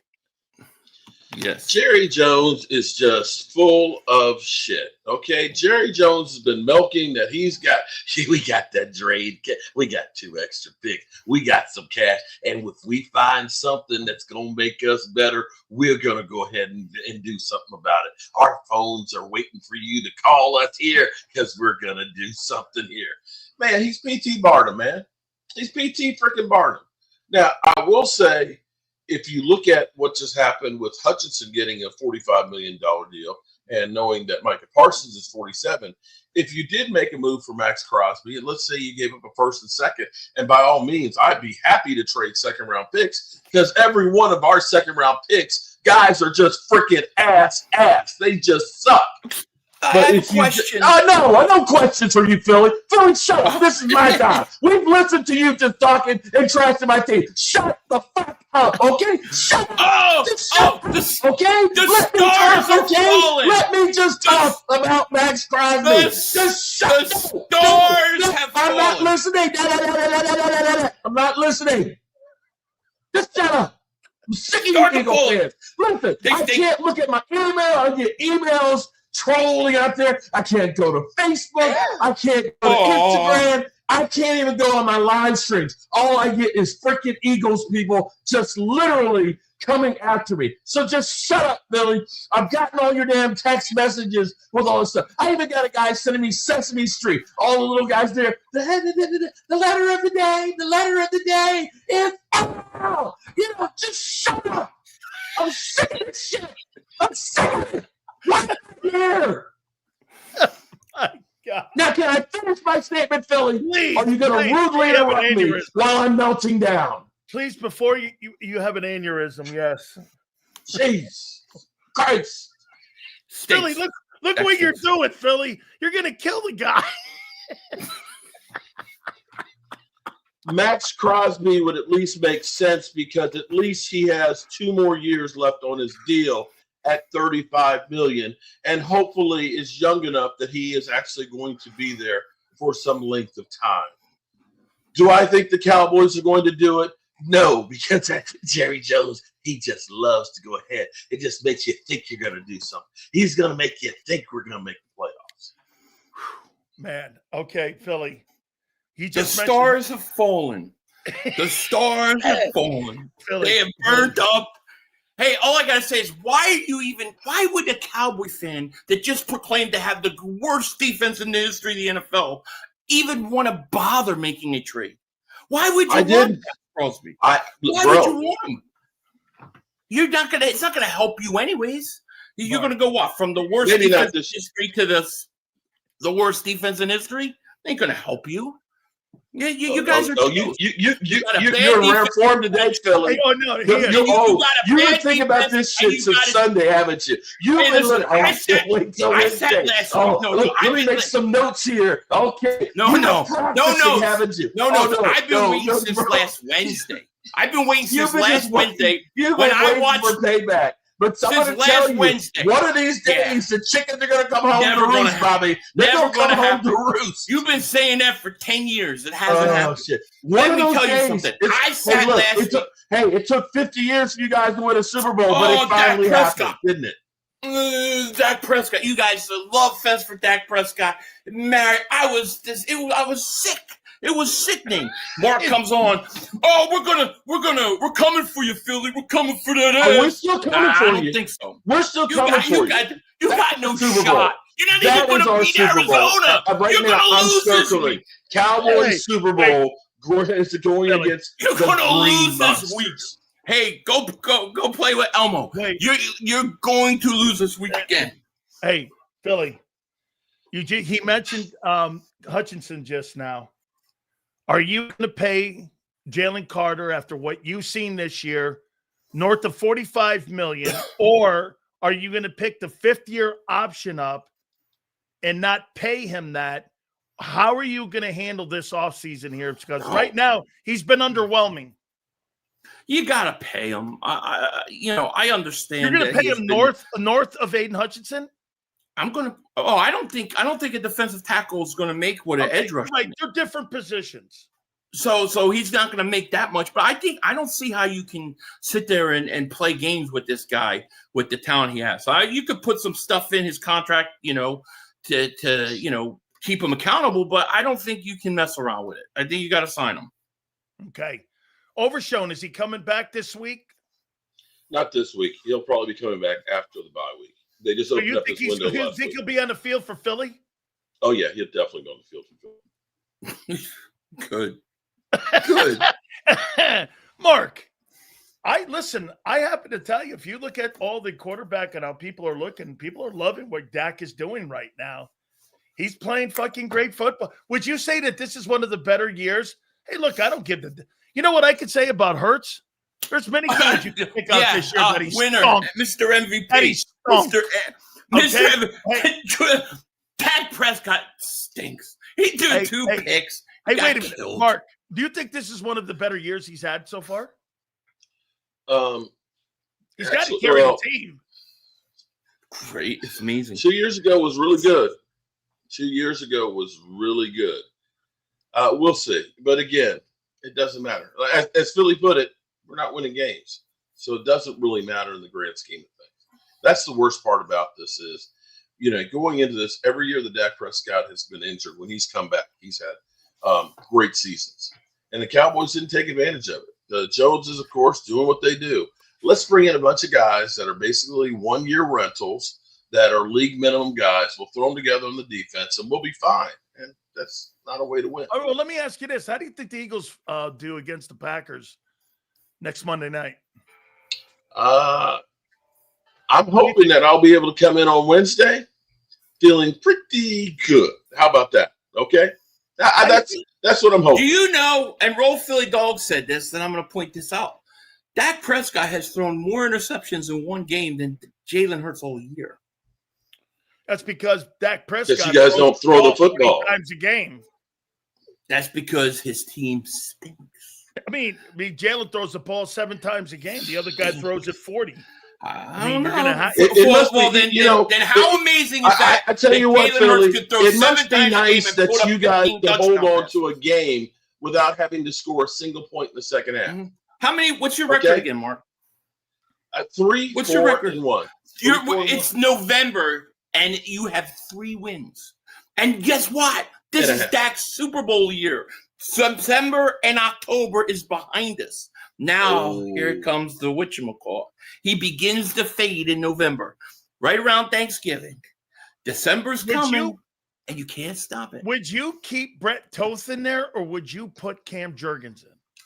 I would keep Brett Toth in until I know Jurgens is healthy. Because I don't believe – I think, if Jurgens is 70%, I think you sit him. Tell me something, Mark, on your Cowboys here as they're going into this game this weekend. Who are they playing again? They're playing Arizona this week, right? Playing Arizona, where Kyler Murray has never lost at AT&T. So you go 4-4-1 there, okay? And then get a bye. Oh, boy. And then they get the bye. Then we got the Raiders. Okay, and next week is the trading deadline. Are you going to be buyers? I think Jerry Jones will try and do something. He'll definitely milk the clock to the last minute. And it wouldn't surprise me if they did try and say, well, we got Amari Cooper when we were 3-5, and we ended up winning the division. So, yeah, I think that they will actually try and do something. I'll say this to you, Billy, and these next couple games, do you not agree, are going to tell you a lot more as you're moving forward into the championship months, where you think you are right now. Again, we just had Ray Didinger on. And he's like, I'm not going to go anywhere yet. I want to see this next. You got Green Bay, Detroit, Dallas, Chicago. Well, we'll skip the Dallas part. Yeah, we'll go Green Bay, Detroit, Chicago, right? We can skip the Dallas part, and that's a joke. The Chargers, but the Raiders, Chargers, and then the Commanders. Yeah. I think this is. I mean, I feel like this is our season right now. You got to go out, and I think you got to at least split with Green Bay and Detroit. You need one of those games because you've already beaten the Buccaneers, you've already beat the Rams. So tiebreaker wise, you're really good. But yeah, I think the season starts then, and we got some tough games. So hopefully the way we went into the bye, get that running game going. Hopefully that's going to start carrying over because we need to start playing better football now. How about this, Mark? I'm glad that we're all together here on Halloween. We're all here on Halloween week. We're all having a good time here. Guess who wasn't at the Eagle Halloween party last night? I bet A.J. Brown. Yeah. I said, here's what I said. Devontae Smith either. Well, the thing was I was sitting there looking at Sunday that you guys' offense looked really great with him not being on the field. And I said, that might make them think maybe we should trade A.J. Brown. Seemed like we didn't skip a beat without him. What do you think, Philly? What? A.J. Brown. Do you need trade him now? Brown? No, wait. Do you need A.J. Brown to win a Super Bowl? Yeah. I think so. So you don't think you can win it without him? Well, I think we could win it without him, but I think it's a lot easier. I think A.J. Brown is one of the keys to this team, and you can't trade him. You're not going to trade A.J. Brown, first of all. And if you did, how are you better because of it? I don't believe it. So, no, of course you can't trade. That's like off-season, all-season conversations. You think they'll address that in the off-season? I do. I think we're going to figure out, they're going to work it out one way or the other. I do. Yeah. You know what? I mean, Mark, I don't have a problem where you guys are right now. I didn't think you guys were going to win the Super Bowl. Did you, Philly? How about them? How about them? Washington Commanders, right? To win the division. That's the guys that should really feel bad. Man, I'll tell you what, man. I said they're going to win the division. I did. I may miss the boat on this one here, boy. Well, that's because Jay Daniels hasn't played though, too. I think their offseason strategy stunk. I thought they brought in too many older guys. You know, but we've done quarterback. that. The quarterback's missed 3 weeks, dude. I mean, yeah, that's true. That's true. I mean, it's true. Who's the biggest threat, Philly? Let me ask Mark this. Mark, who do you think the biggest threat is to the Eagles in the NFC? I'm going to have to say Green Bay. I think Green Bay, although you got to look at the Lions too. Between those two guys, they're going to be fighting it out against each other. But whoever gets home field advantage, I think it's definitely going to make a big difference in this one. See, I'd like to see the Rams I'd like to see the Rams play them again because I thought the Rams had a great game against them. I'll ask you, Philly. Philly, who do you think is the biggest threat in the NFC to the Eagles? Detroit. Why Detroit? I think Detroit. I think that Detroit. I think that offense is so dynamic, and when they get that running game going with Montgomery and Gibbs, I think that they once they're on, they can score points on anybody. Their defense, is a little weak and they give up points, but I like their pass rushers. I like Aiden Hutchinson. I really think that they're better than Green Bay. Now, they did lose to Green Bay. They're going to play them again, but I think at the end of the day, that division is going to end up being Detroit's. I think they're the toughest team. I do. Mark, do you think the AFC is stronger or the NFC? I think AFC is. Why? I just look at, again, between the Lions, the Packers, the Rams, and I hate to say the Eagles, that you've got really some great teams in there. Denver is really good. Again, I wasn't a believer in Denver, but Denver may make a whole lot of noise out there. I'm not sure what the Colts really are. I think that they've kind of snuck up on people. I'm not sure Daniel Jones at some point So did Denver beat Philly? Did Denver beat Philly? They did. Yeah, they did. Yes. Came back. We were up 24-6 with 7 minutes left. We blew that. Game. Man, did you see Philly? Did you see Denver being that this year? No, I mean, I thought they were borderline wild card team type thing, But that pass rush that they have is ridiculous, and that caused us a lot of problems. You made a move today for a corner. I mean, I don't know. I think it's a C move. I think it's a depth move. Do you think? Go ahead. Let me hear your thoughts on that move. I think it's a decent move in the context of it gives you some depth and maybe some flexibility in the secondary, right? He's a slot guy mainly. So if they feel like we got to do it, you could put Cooper DeJean out there. So in that way, I think it's good, but I also think it's the first shoe to drop. I don't think this is the end. I think this is his first move. I still expect to get a pass rusher. You think it'd be somebody like Jermaine Johnson? Yeah, Jermaine Johnson. I would like Will McDonald off that team, to be honest with you. That would have but I think a guy like Bradley Chubb's the guy to watch out for. He played under Vic Fangio in Denver and in Miami. So that would be easy transition. Jalen Phillips, another one. I think they're going to get a pass rusher. Mark, a couple last ones here for you. Is it now it's been one of the biggest? Did you just fucking hustle me here? Listen. No, I said, thank God that this is almost over, okay? Just do the mercy kill. Just kill me now, okay? Dude, you set yourself up for this. Come in talking shit last week. What do you think's going to happen? I'll do it again. I'll gladly. I know. Whenever I get a chance, I will talk some shit. Hey. I know you'll beat Arizona and watch out, Eagles. I know. And you know what? I'm going to be here for it. I'm ready. Hang on. Mark, has this been too big of a roller coaster ride this year for you on these Cowboys? Oh my God, yes. I woke. It's crazy that you say that because I woke up Monday morning. I said to my wife, I said, "You've got to do a shirt that is the Cowboy season is just a roller coaster because we haven't lost back-to-back weeks. You get 1 week, you're feeling pretty good. You look at the offense like, okay, and it's really home versus road.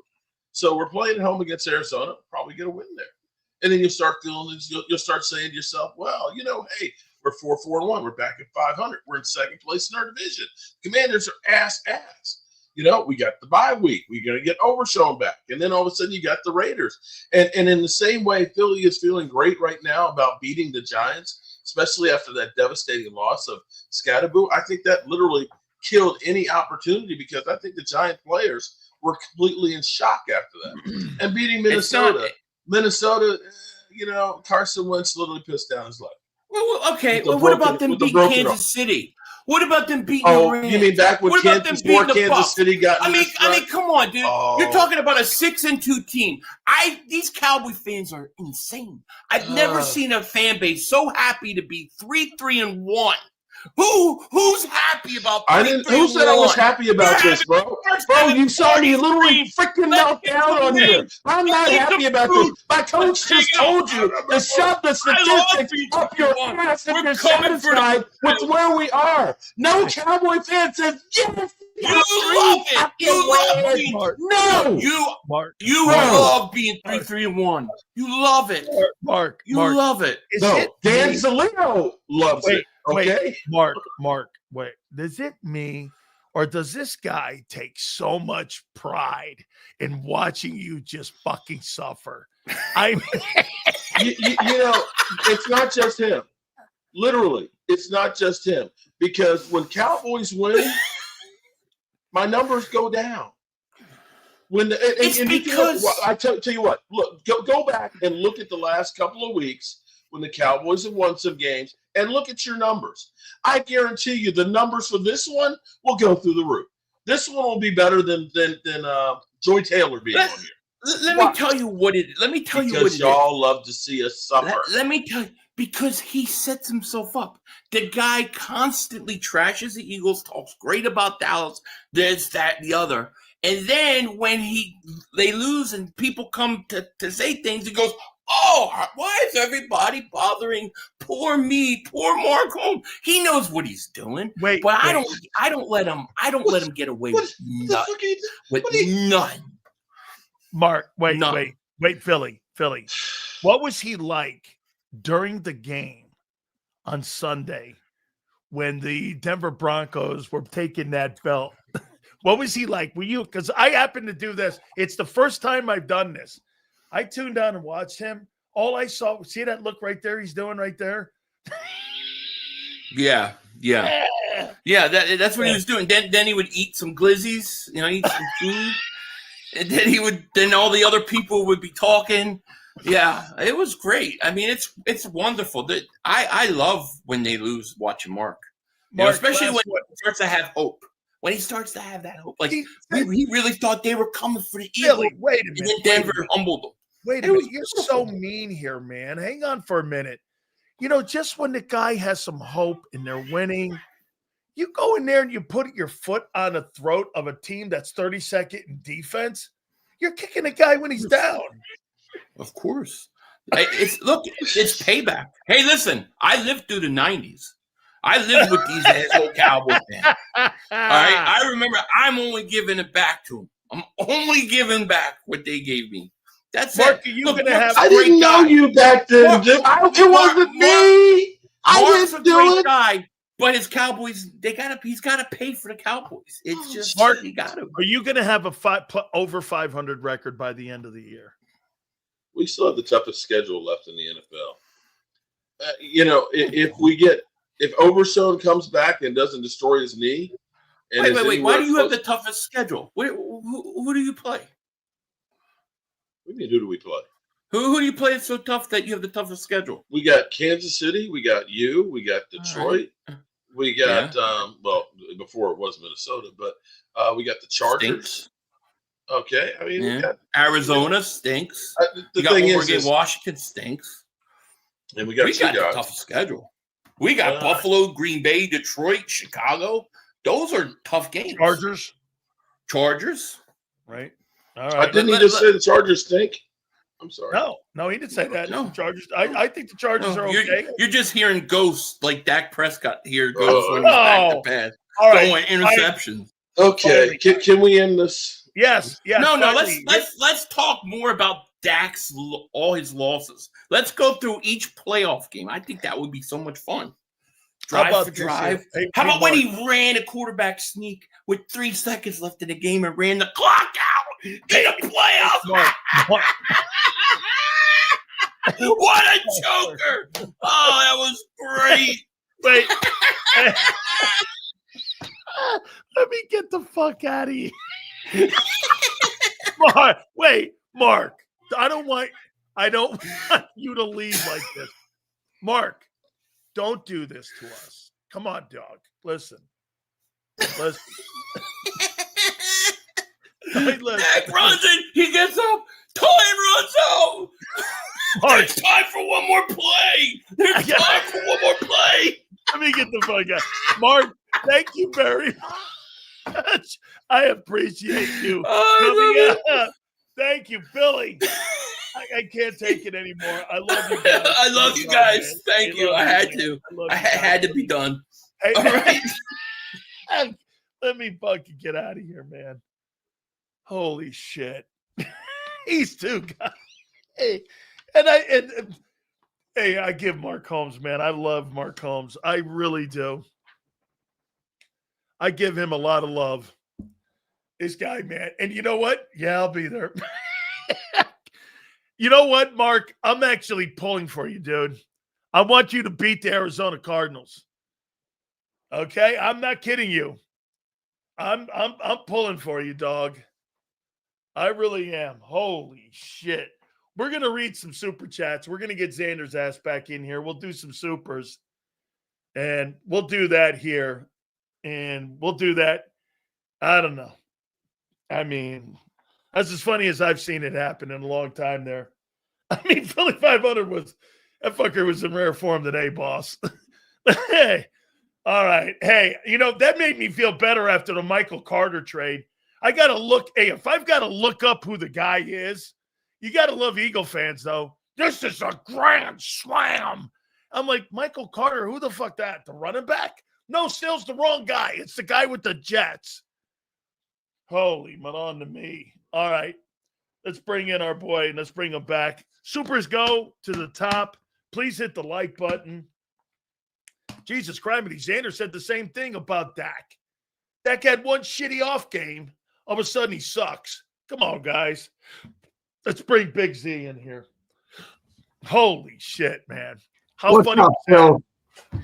That was hilarious, dude. I'm trying not to laugh. I'm laughing my ass off in here, trying to do work, trying to get this content together.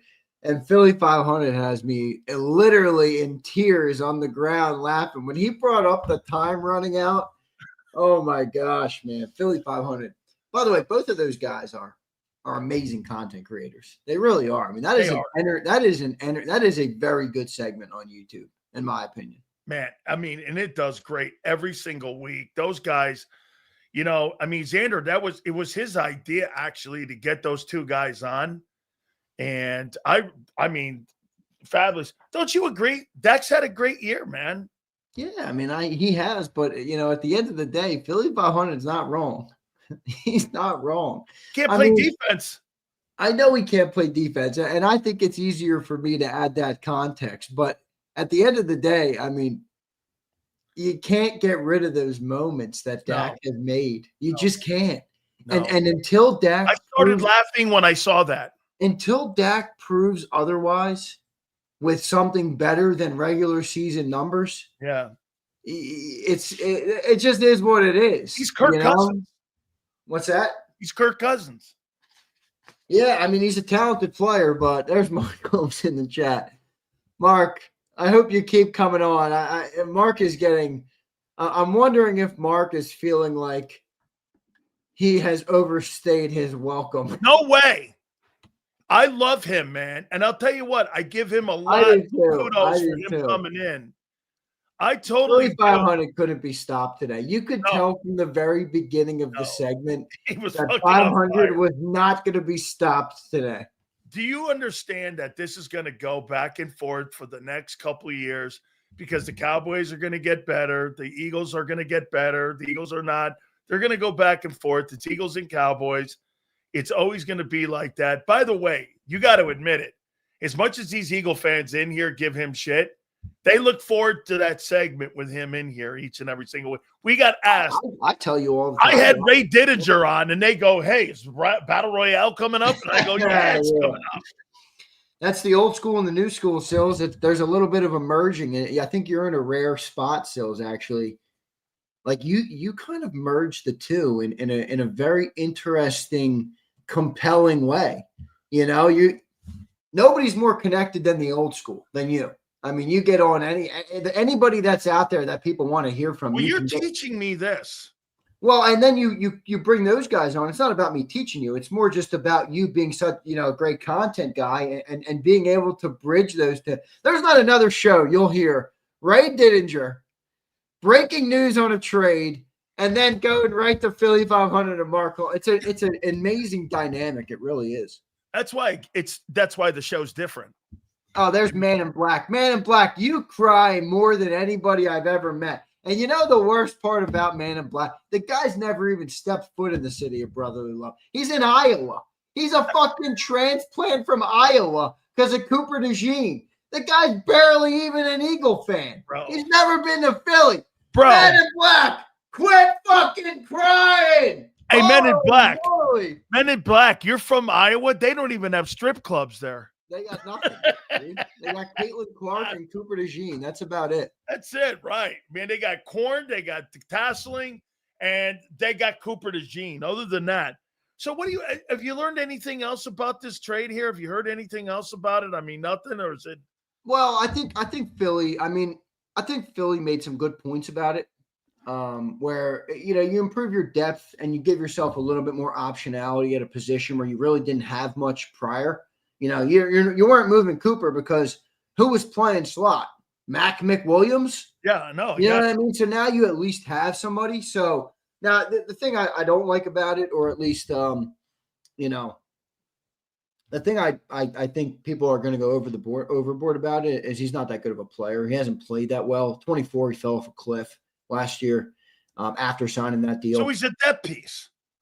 Yeah, but I think he still does give you the option. I mean, I don't know. How much do you put on a player who plays bad in New York with the New York Jets? I know Saquon's not a perfect comp, but yeah, he's coming to Vic. He's coming to the Eagles. All right, now I'm looking and I'm what'd you think of Zach Bond in New Orleans? Yeah, nobody knew who the hell he was. Okay. Kobe Dean's career was dying before Vic showed up. What's that? Kobe Dean's career was dying before Vic showed up. That's fair. Right? That's fair. Oren Burks was just a dude. I don't know. I'm still okay, I got you. At that damn freaking battle royale. Hey, Philly 500, man. He is something else. That was the best he's been in. He really is something else. That guy is something else. Hey, he didn't want to hear shit on Dak. No, he wasn't hearing fucking shit, and I can't blame him. All right, I can't blame him. But that was all time. I got the thumbnail because I was making the thumbnail, so I'm looking at it right now. I'm just like, guys, do me a favor, hit the like button. We got a bunch of supers that we didn't get to yet. Yeah, we'll get to them. We'll get to them all, bro. So you don't think you don't think that they give him a contract extension at the end of the year, or do you? Who? Jaylen Carter. Wanted to ask you again. I think they do. They're Dude, if they pick his 5th-year option up, it's $27 million. Yeah, but you said something earlier in the show, which is why I think they're going to do it. What did you say earlier in the show? You said, no, he's not walking out the room, right? No. Didn't you say that? Yeah. You said there's no. You said, don't get me wrong, I'm not excited to pay him yet or anything. He's got to earn it to me, but no. So if that's where you are on him, and I think that's where the Eagles are, they're not going to wait because contracts only go up in the NFL. They're not going to play the Jerry Jones game all of a sudden. They're not. They play the opposite game. They identify a player who they want here long term, and they pay him immediately. That's their business model. That is what they do. It's what they do with every player that they identify as above the demarcation line. He's above it. They're going to pay him.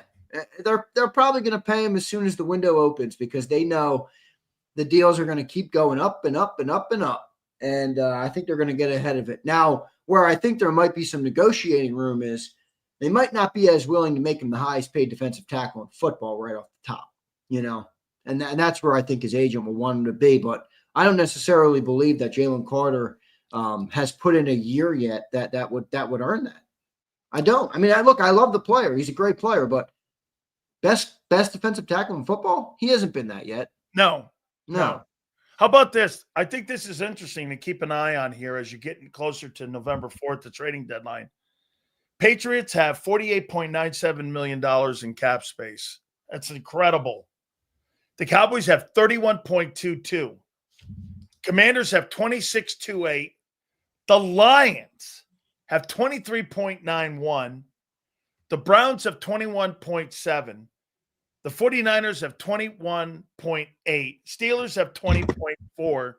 Seahawks 20.1. Titans 18. Panthers 16. The reason why I'm telling you this, these are teams potentially that I could see the Eagles making deals with, because those teams pretty much here, outside of Patriots, outside of the Lions, 49ers, Steelers, and Seahawks, Titans, Panthers, Browns, and the Cowboys, in my opinion, those are teams that might, in my opinion, want to make some and do some business, because those are teams that want to clear more cap so they could be more of a player in free agency at the end of this season. So those are teams to keep an eye on, where they've got maneuvering room that Howie would maybe make a move for. Maybe the Jets, like the Jets obviously wouldn't want to dump talent. I could see another move. I could see another move coming like quick. Like wouldn't surprise me if another move came out tonight. I guarantee you that the New England Patriots are going to go try to get Trey Hendrickson and put Trey Hendrickson on that. So? Well, they've got the second most space in the NFL. They need an edge rusher, dude. Is that what they need? I'm not privy to what New England's needs are right now. Well, they need an edge rusher. And if you put him next to Milton Williams, and you put Trey there, they're number one in cap space right now. They get this. You're sitting at 6-2. You're number one. They got a second-year quarterback. You can make a play for AJ. They got a second-year quarterback on a rookie deal who's playing like a stud. That's when you got to take advantage. This is why I was so critical. That's what they did with Brady. Brother, this is why I was so critical of the Commanders all summer. Because you got a rookie player, a rookie quarterback who played as good as Jayden did last year, and the best you can do to build around him is Deebo Samuel. Remember, you keep forgetting. I get what you're saying, the type of moves they made, but they've got a decade of a mess to clean up. Yeah, but dude, this is Adam's second year as GM. Yeah, well, there's a lot of mess to clean up there, man. I get it. You're right about that, but you hear the broadcast talking about, oh, this Commander team's falling apart, and I'm like, yeah, you think they're the oldest team in football? Well, it doesn't normally work out for players. Well, you guys gambled on youth, and so far that's not really looked that hot. Rather be young than old.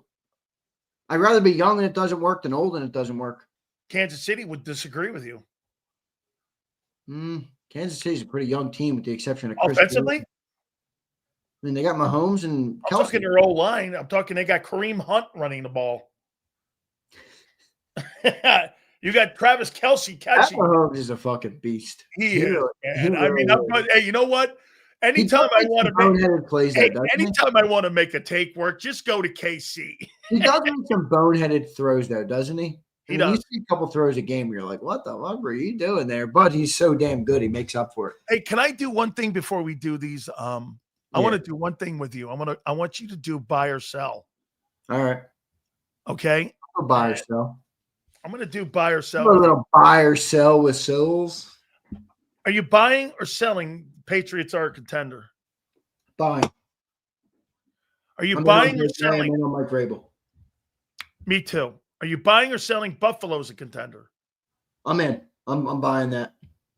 Josh Allen. I mean, he plays great always in the big moments too. So I don't think their team is legitimate enough to go with the distance, but I think they're going to be there in the playoffs. Are you buying and selling the Steelers? Selling. Another classic Steelers season coming. 9-8 or 10-7. Are you buying or selling the Indianapolis Colts? Buying. Shane Steichen's coaching beautifully. Daniel Jones is playing great. They got a great running game and a great offensive line. What do you need in football, guys? You need, old school. When not everything is perfect, get a great O-line and a great run game and a great coach. You're going to have success. And they got a quarterback who's playing good. I'm buying him. Boy, don't the Colts remind you of the Eagles? Yeah. Shane Steichen. I mean, Jacksonville Jaguars, you buying or selling?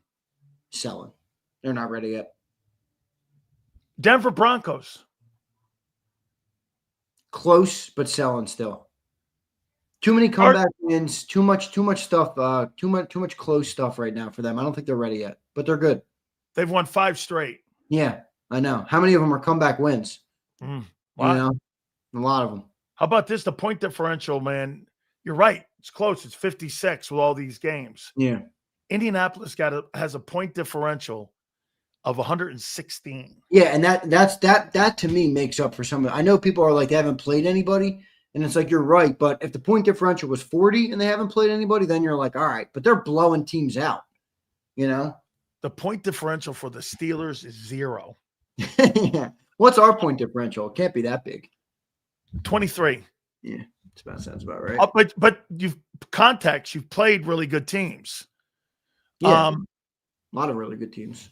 Buy or selling the Chargers? I'm selling them. I'm selling them right now. I think they're too injured. I don't think they've done all the right things. And I think Justin Herbert, as much as he's a talented football player, I think he's in a little bit of a hero mode because I don't know that he trusts everything around him. And I think that forces him to make some bad decisions with the football. Kansas City Chiefs. Point differential is 83, by the way. They're number 1 in defense, believe it or not, in the NFL. Buying the Chiefs. Obviously, the Eagles were buying. How about the Packers?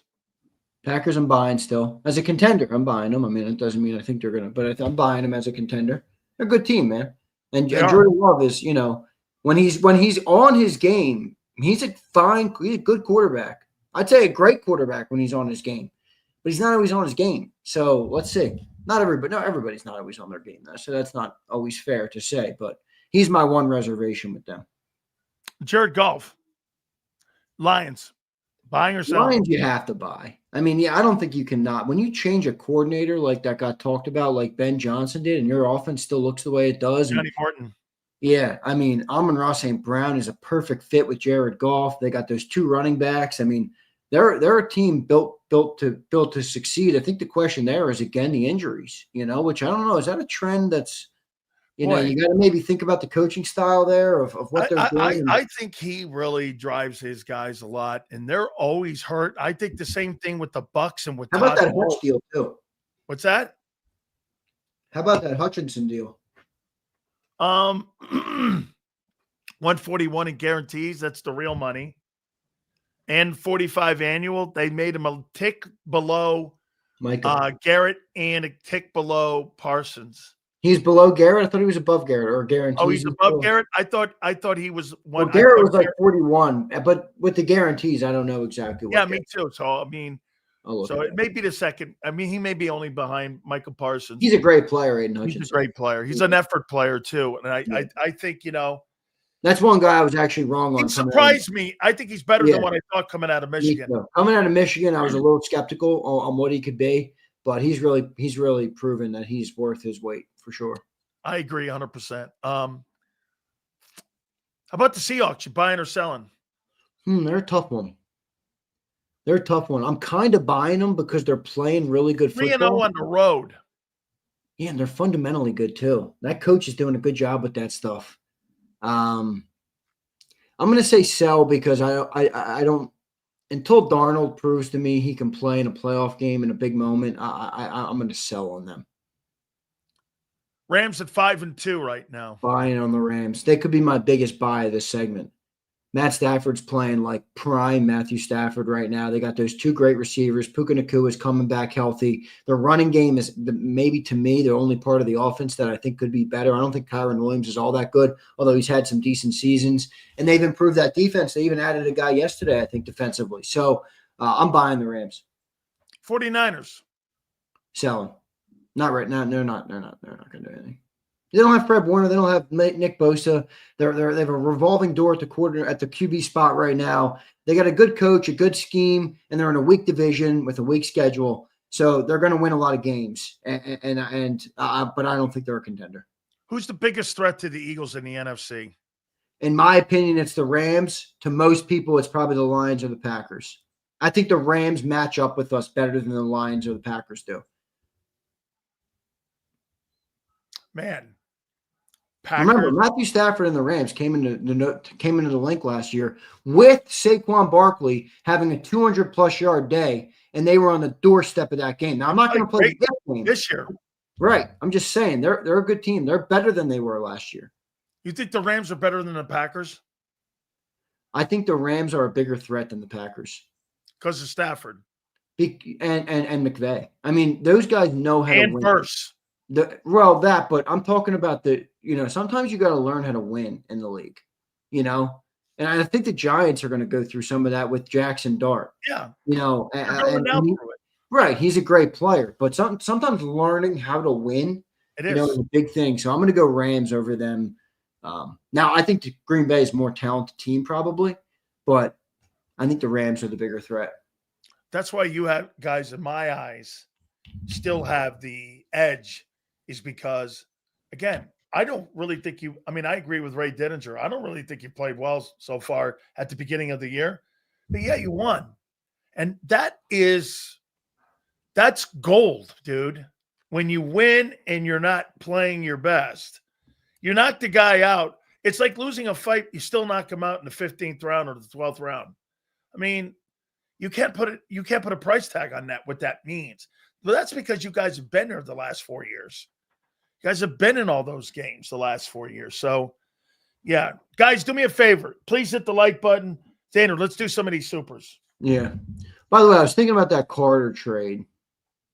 Now, we haven't seen the numbers yet, but if you think about it strictly for this year, I mean, this guy got a deal a year ago that made him the highest paid slot. I know. More than the guy in Chicago. I couldn't believe when I read that. And get rid of a wide receiver 4 who we weren't even using.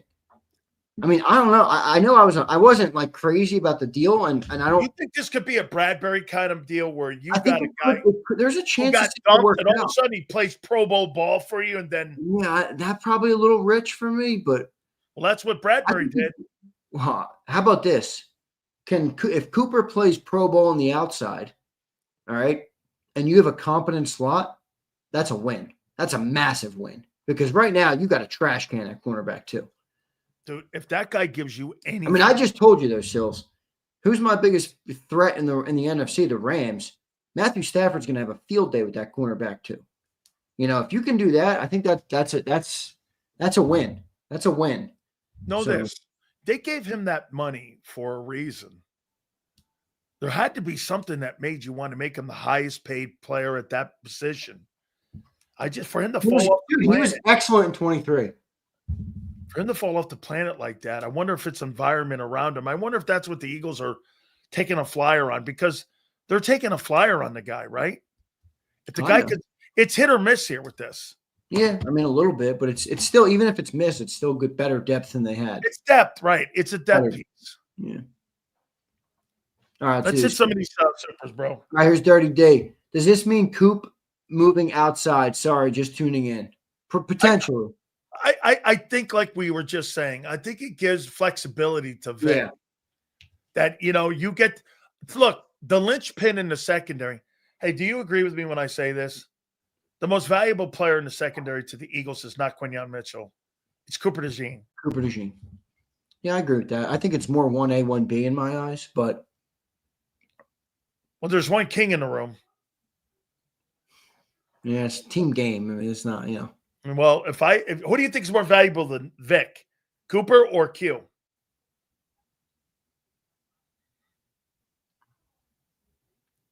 Don't you go with the more versatile guy? I mean, in theory, you do.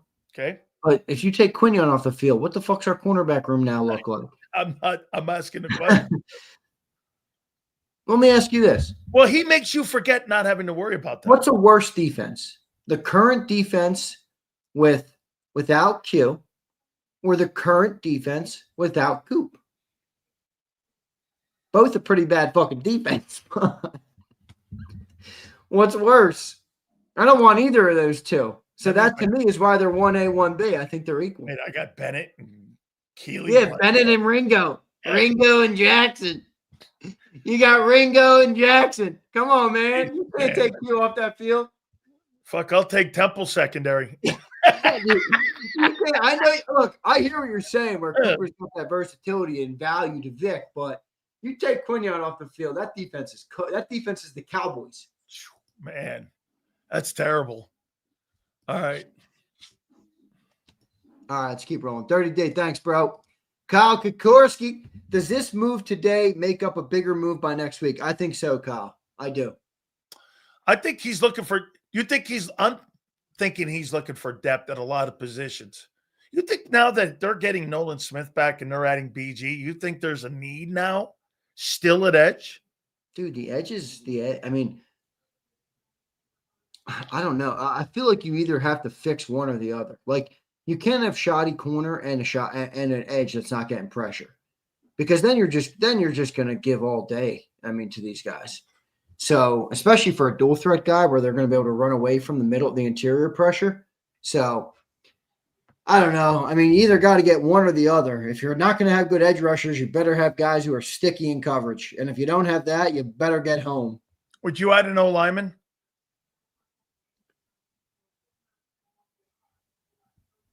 Based on what I saw from Brett Tooth last week, and he's no longer Tooth. No, he's Toth. Toth. Toth or Toth or Tath or Tui or whatever his name is.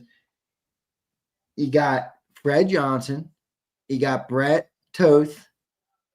Pryor is meh, but I think you're okay. Remember what your backups were last year? It was Fred and Steen. Yeah. You don't have that now. Well, you got Fred. Okay. Can Toth become Steen of last year? Maybe. I think that's kind of the hope You're right okay, one. I did. Yeah. I'd like to see. I got faith in stuff. Spend all these draft picks on these O linemen. Do any of them work? No, not Gerald yet. Keegan, Cam Williams, Miles Hinton, all these dudes. Yeah, none of them. Kendall. I mean, they drafted all these O linemen. Is there anybody that's worth a shit? They got to keep pulling these guys from the scrap heap. Here's Gabe. They are unbelievable content. You got two gems, no doubt, Gabe. Those two guys are legendary, man. Here's Kyle. Cowboys play these nutty. Dude, Eagle fans love jumping on. Hey, man, I give Mark Holmes a lot of credit, man. Here's Leon. Leon says 500 with receipts and not backing down. Sills L. I still think that's what. Mark Holmes wasn't the only victim of 500 today. You were too. Victim.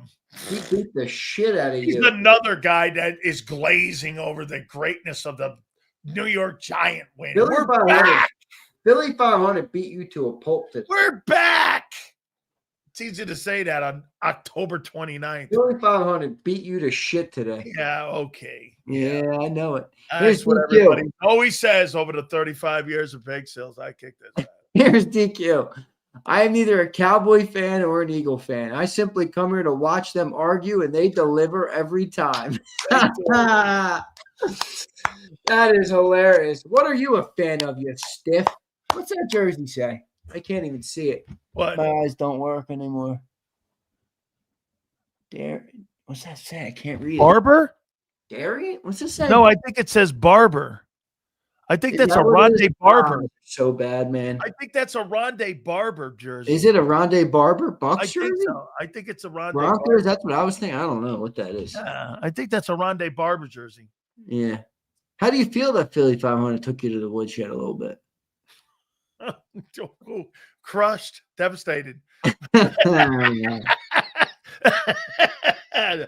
fucking crust. Here's fucking Leon. Sills, take the L. Sills and Mark had a love fest. Yeah, they did, Leon. Leon, that'll be the last time. Although 500, didn't he kind of call me out too with saying, yeah, Xander was all hyping Dak up. Hey, Leon, guess what, brother? You'll never talk to Joya in your life again. I talked to her last night. She's coming on next week. Okay. You're going to be blocked for that one segment of the program. No, I'm kidding. Leon, go on Twitter. There's a video of Joy floating around. I think you might change your tune up. I'll just say that. Leon says, LFG 500, my boy kept receipts. Good stuff, Leon. Twiz says, playoff Dak, 180, 0 tutties, 2 picks. MVP. What's going on with Joy? What's out there? Nothing. Good for you. That's my boy. You tell me later. No, I don't want to. Yeah, I don't want to. No, I got it. I got it. Say anything on there. Okay, all right. No. Here's Kokorski. Sills Eagles trade for someone named Michael Carter. Is this setting up a bigger trade? Yes, I do. I think they're gonna. I believe they're gonna go get themselves an edge rusher. By the way, do you agree with me on the Kobe Dean, bro? He's better than Jihad. Yeah, but he's not gonna be on this football team. I'm not going there yet. What are you gonna pay him? $7 million. Get the fuck out of here. For a guy who missed 28% of his career? Dude, $7 million is like a fucking bag of peanuts in the NFL nowadays. 28% of his career he's missed since he's been in Philly. You're going to pay that to a guy? Yeah, I am. Wow. I like just the get used to this. This guy, I love it, man. He gets to I play like half, Kobe Dean. I think he's play half the season at $7 million. I'm just saying, I think he's one of those players that's more valuable than what he just does on the field. I mean, I think he's a great locker room guy. I think he's a great leader. I think when he is on the field, you know, he's a smart football player. I know he's got some injury problems, but shit, welcome to the NFL. I mean, everybody's got fucking injury problems. Whoa, but wait a minute though. He's 24 years old. You think these are going to get better? Well, it wouldn't be the first time that would happen. Saquon Barkley had injuries. Wait a minute. So you think he's 24 years of age? He's going to get healthier as a player. Saquon Barkley's a running back. He's gotten an injury where you're just okay. Landon Dickerson was drafted with 2 knees. I mean, and now I guess that wasn't a good example. He's hurt as fuck. You're going to give a guy $7 million who misses 28%. $7 million is nothing. Boy. So you lose 30% of the guys. What's his name last year? Who was the backup? Oren Burks got 5.5. He won a Super Bowl without Dean. Dude, come on. He got hurt in the freaking second playoff game. Oh, I thought he got hurt before the playoffs. No, playoff game. Okay. Man. All right. He got hurt in a playoff game. Rams? Was it the Ram game? No, it was the Packer? I'm going to say it was the Packer game. Packer game, okay. Which was the first playoff game, right? Yeah, it was the first playoff game. It was either the Ram or the Packer game. It definitely wasn't the NFC title game. Okay. Here's Dullahan. Michael Carter II is a shrimp. He ain't gonna do shit. Little 5'10" injury-prone scrub. I hope he's reading this. Me wrong shrimp. He's a shrimp. Oh my God! He's a fucking NFL cornerback who signed a 3-year, $30 million deal. Dullahan. That got my attention. That got my attention, dude. You pay a guy that kind of money, man. There's something to the guy. I mean, I don't believe unless he's Nnamdi Asomugha. I hate bringing that guy's name up. Nnamdi. I remember that guy? Nnamdi. Yeah, I remember him. I thought he was married to be to a hot ass actress too. Washington, yeah. Let me check it out. Yeah, he's Nnamdi Asomugha. I know. I still know. He's married to Kerry Washington. Fuck is Kerry Wash? Like I'm supposed to know. She was in like Django. She was Kerry in like Washington is. Fuck would I know who that is? Oh, I know this chick. I know this chick. Yeah, that's his wife. I'm not big into movies. Everybody knows that. So, you know, it is what it is. And people ask me on Netflix. I go, I only watch sports on Netflix, bro. I don't give a shit about any of that stuff either. And Marcus, I agree. I hope he's reading this as wild. Here's Lucius. BG doesn't fix our edge. He fixed our team discipline and accountability. Also, we've seen our secondary with Q this season. No thanks. I'm with you, Lucius. That shit didn't look good. Jacksoni and Dart looked like he was going to the Hall of Fame versus that secondary. You take Q off that thing, man. You got Dory Jackson and Keeley. Yeah. Man, I don't know. Now you got Michael Carter. Yeah, Michael fucking Carter, man. What a diverse show. Last night, Sills. I was thinking last night. I don't really see somebody knocking us out this year. I really don't. Based on what? I'm not impressed with the rest of the league. I'm not impressed with you either yet. I mean, neither, but I think we have at the very least, we have your schedule impresses me. The talent we have. I mean, we're playing C football with flashes of getting to A football. I don't know. I just think I don't think a team is gonna. If our run game gets going, fucking good night. I'm gonna be insufferable on your show. I don't think you were better than the Rams. I think you had a miracle play beat the Rams. Oh, stop it. You did. You had a miracle block punt, a block field goal. Says that shit, dude. Bro, they completely fucking outplayed you in that. No. Oh, really? Well, then You you're draft, not. No. Bullshit. Okay. You draft. Well, you're right. And you sign big time players who make big time plays in big time moments. Okay. When the big time players make big time plays, you don't just say, "Well, they would." If it was a different player, they wouldn't have made that play. You're right. Then okay, that. I'll take the other one. You were fucking belt whipped, like you were Tony Soprano beating that guy because he was dating his girlfriend by the Giants, and he did it at the Bada Bing. That's a great show. It is. A great show. It is what it is, man. You know, they made a big I think every team's got a flaw this year. I do. I'm with Ray Didinger. I think I've never seen the NFL so wide open. It's wide open, and I think the Eagles are the best team. I'm redoing my top 10 yesterday. Okay, they're number one. Yeah, I'm Detroit's not number one. Eagles are number 10 for me now. If you got them 1, I'm 10. I had them 2 behind Detroit, and the more I thought about that, the more I realized that was literally a bullshit ranking. That Detroit is not better than the Eagles right now. What about Detroit is better than the Eagles? Their quarterback. No, he's not. Okay. You're telling me you think that Jalen Hurts on a week-to-week basis uses his skilled players the same way that Jared Goff uses his? Different offense, dude. Get the fuck out of here. That's right. It's a different offense because he's a more complex quarterback in the pocket. You're damn right. Yeah, but he can't make any plays. You think you have a better running game on a consistent basis than Detroit? He doesn't. No way. You don't have a better O-line than Detroit. Jalen makes plays outside the pocket. Jared don't have a better O-line than Detroit. Look at Curtis. 24Z is back. Curtis, I'm fucking back with a vengeance, baby. I do not think Curtis. I can't wait until Green Bay. We are going to beat the shit out of Green Bay. I am making my prediction now. We will beat Green Bay by 7 or more points.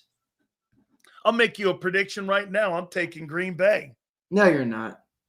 You say that. Oh, you always say that, and then the football Friday before the game comes, and you're like, nah, never mind. Wait. Let me take a look at that. It's in Lambeau, though. But it's in Lambeau. We're going to beat them by 7+. God. Oh.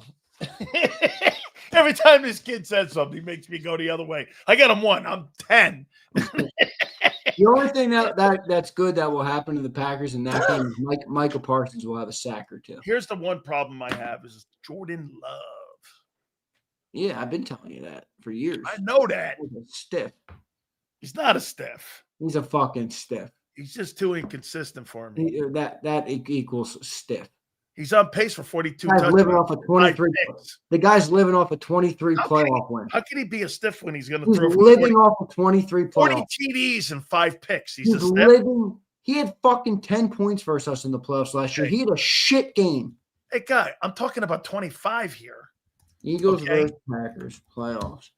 I'm telling you, the guy's living off his win in the playoff. He was 20 for 33 last year for 3. He's only been starting for 2 years. Guy threw 3 picks versus us in the playoffs last year. He's a 2-year starter. No, he's not, dude. He's like 27 years old, this fucking guy. Because he sat behind Rodgers for 3 years. He is not a 2-year starter. Do not give me that bullshit. Let me tell you. Let's see how many years he started. I'm looking it up for you. He's 3 years starter. He is a 3. This is his 3rd year. All right, that's fine. He's a 3-year starter, but he sat behind what's his name for I think another 3 years. Geez, I didn't see you ripping him for his 3,300 passing yards last year. I did. I didn't think he had a good year last year. I mean, this year he's on pace for greatness. He's having a great year. He's not even pacing as good as Jalen Hurts, I don't think, this year. That's not true.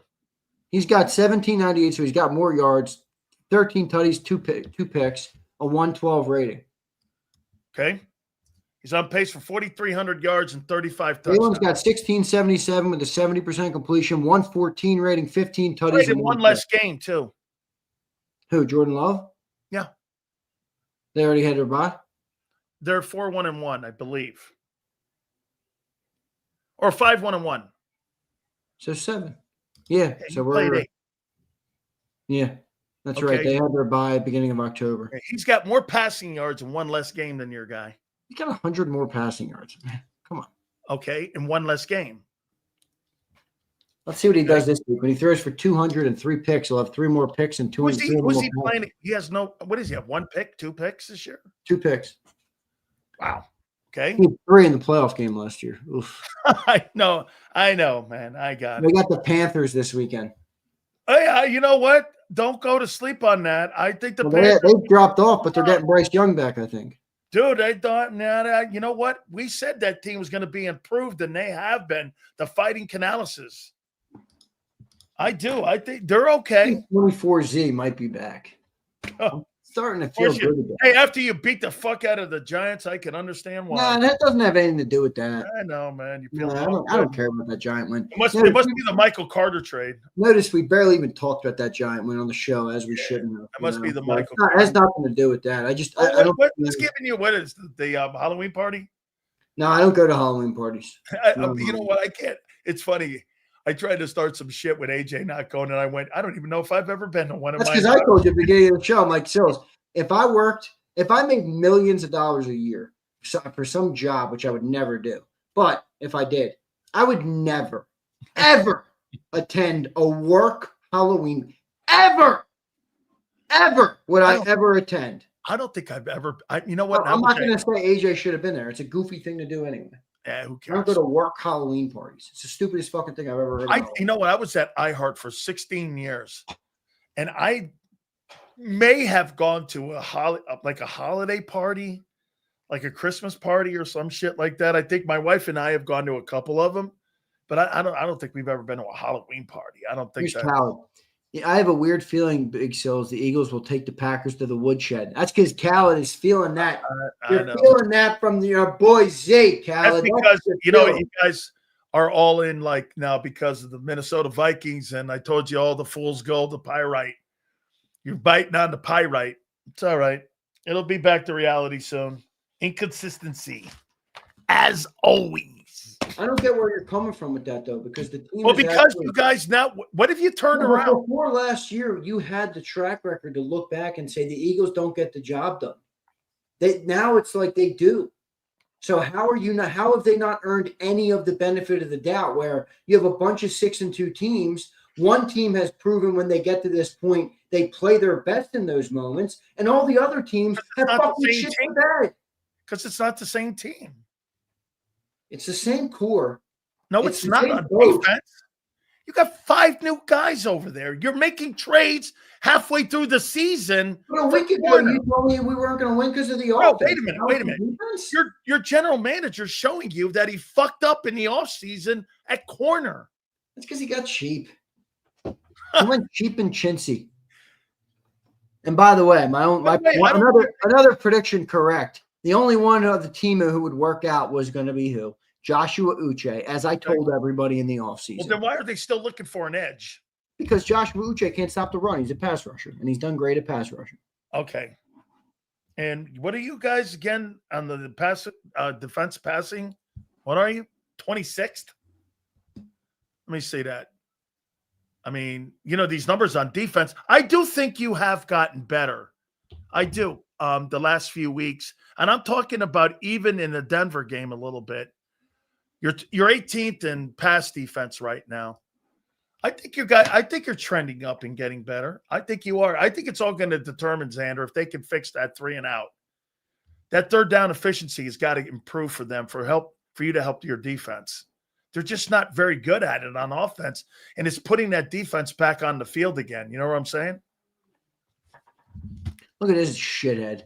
You might have to super chat that. It's against the agenda. Texas, all we do is bring up comments that are against the agenda.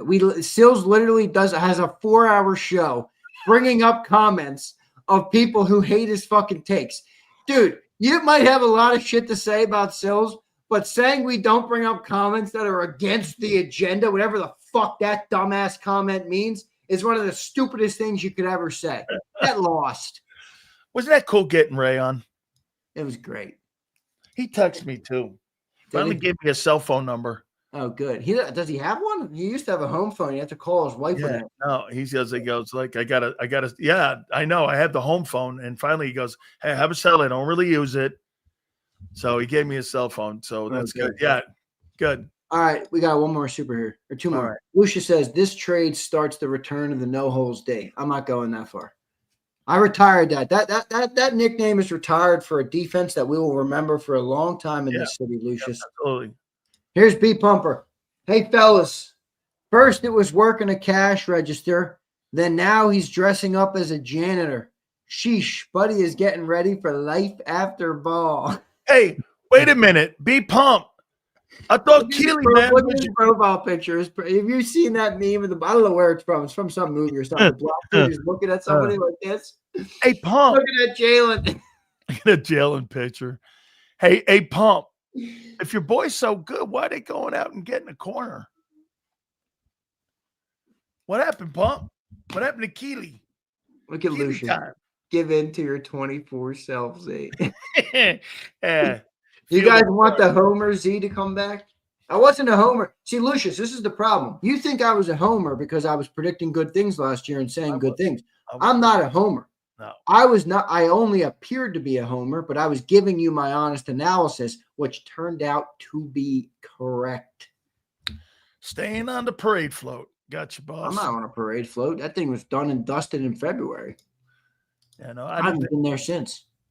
We'll see, man. I'll tell you what. I think this is a much needed rest for everyone. I think there's another AJ blow up to come yet by the end of the week. AJ, please, one more. Maybe I should kind of prod it a little bit. I think I got an idea. Big Z, I got to pay some bills here, my friend. All right, brother. Good show. Guess what? I haven't taken a break yet. You want to know what a monster I am? What do you want, a fucking cookie? You want me to get you a You milk should have seen this guy yesterday. He needed an army cot. You want me to Uber? You want me to Uber eat you a fucking milk and cookies, dude?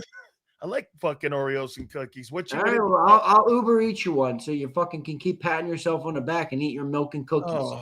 Oh, this is going to be such a good second Hey, half. Betty, do me a favor. Call this guy tonight. I think you need some pats on the back. Tell him how fucking Oh great he my is. God! Hey, Tell him how great he is. I like it. I like your cross too. You make me do mine now. Hey, bro. Oh yeah, you got the medal. I love that. All right, Catch you, brother, man. Love you, bro. See you tomorrow. later, dude. Make sure you guys check our friend out, Big Z, on Birds 365 tomorrow. Feeling good about himself right now. He should. 6-2 on the season right now. All right, my friends, my great friends at Morgan & Morgan, the number one injury law firm in all of America for a reason. Why? Because they win. Simple as that. Coast to coast. All the attorneys defending families like yours. Number one injury law firm. Whether you're hurt at work, whether you're hurt, again, do me a favor. John Morgan and Ultima Morgan have built this company to defend families across the country. I told you about the family in Pennsylvania that was initially offered $650K. They ended up getting nearly $30 million. This will be the easiest decision you ever make in your life. Family owned, family run, Morgan & Morgan. Go to forthepeople.com/big sales or pound law 529. That's forthepeople.com/big sales or pound law 529. And do me a favor. You tell him Big Sil sent you. This is Eric. When he got injured in a car accident, he called Morgan & Morgan. He not only gets a lawyer, he gets trial lawyers like Sam and Jessica who are in it to win it. He gets his own investigators with briefcases, leather ones. And if you ever have questions, our customer service folks keep things rolling. Injured? We're your army. Morgan & Morgan, America's largest injury law firm. Ignite your nights with free live entertainment daily, only at Live Casino and Hotel Philadelphia's Center Bar. 7 days a week, enjoy some of the region's top party bands, performers, and DJs as they take the stage in the heart of the casino action. Great cocktails, live music, and lively moments. It's all happening at Center Bar at Live Casino and Hotel Philadelphia. Visit livecasinophilly.com for more details and the complete list of upcoming events. Must be 21 or older. Gambling problem? Call 1-800-GAMBLER. This is Eric. When he got injured in a car accident, He called Morgan & Morgan. He not only gets a lawyer, he gets trial lawyers like Sam and Jessica who are in it to win it. He gets his own investigators with briefcases, leather ones.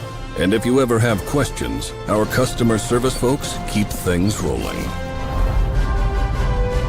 Injured? We're your army. Morgan & Morgan, America's largest injury law firm. Welcome to the jet setters and the high rollers, to the shot takers and the tastemakers. Welcome to the viewfinders, the thrill seekers, and the night owls. Welcome to everything you could possibly want on one 5-mile island. Welcome to the Wildwoods. Book your stay today. In our hometown, we all look out for each other. We go the extra mile to lend a helping hand. We step up to keep our communities going strong. And at Independence Blue Cross, we're here to keep you going strong. We've been deeply rooted in our communities for more than 85 years. And that connection to members has earned us our spot as the #1 health insurer in the region. So while you look out for your neighbors, know IBX is always looking out for you.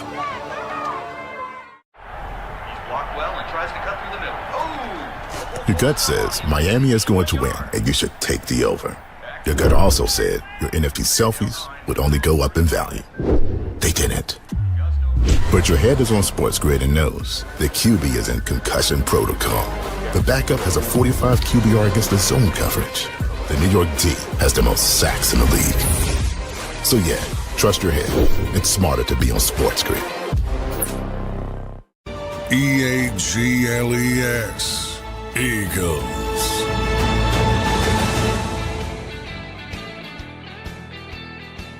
A.J. Brown to The Athletic. I know everybody's counting on me. That's my thrill. I love that feeling. Like it's a rush. I don't do drugs, but that has to be what drugs feel like. Quote, A.J. Brown to The Athletic. Man, I love that guy. Thank you very much. All right, friends. Appreciate you. 2 to 6 tomorrow. Big Z, thank you. Big Joe, thank you. We'll catch you on the flip side.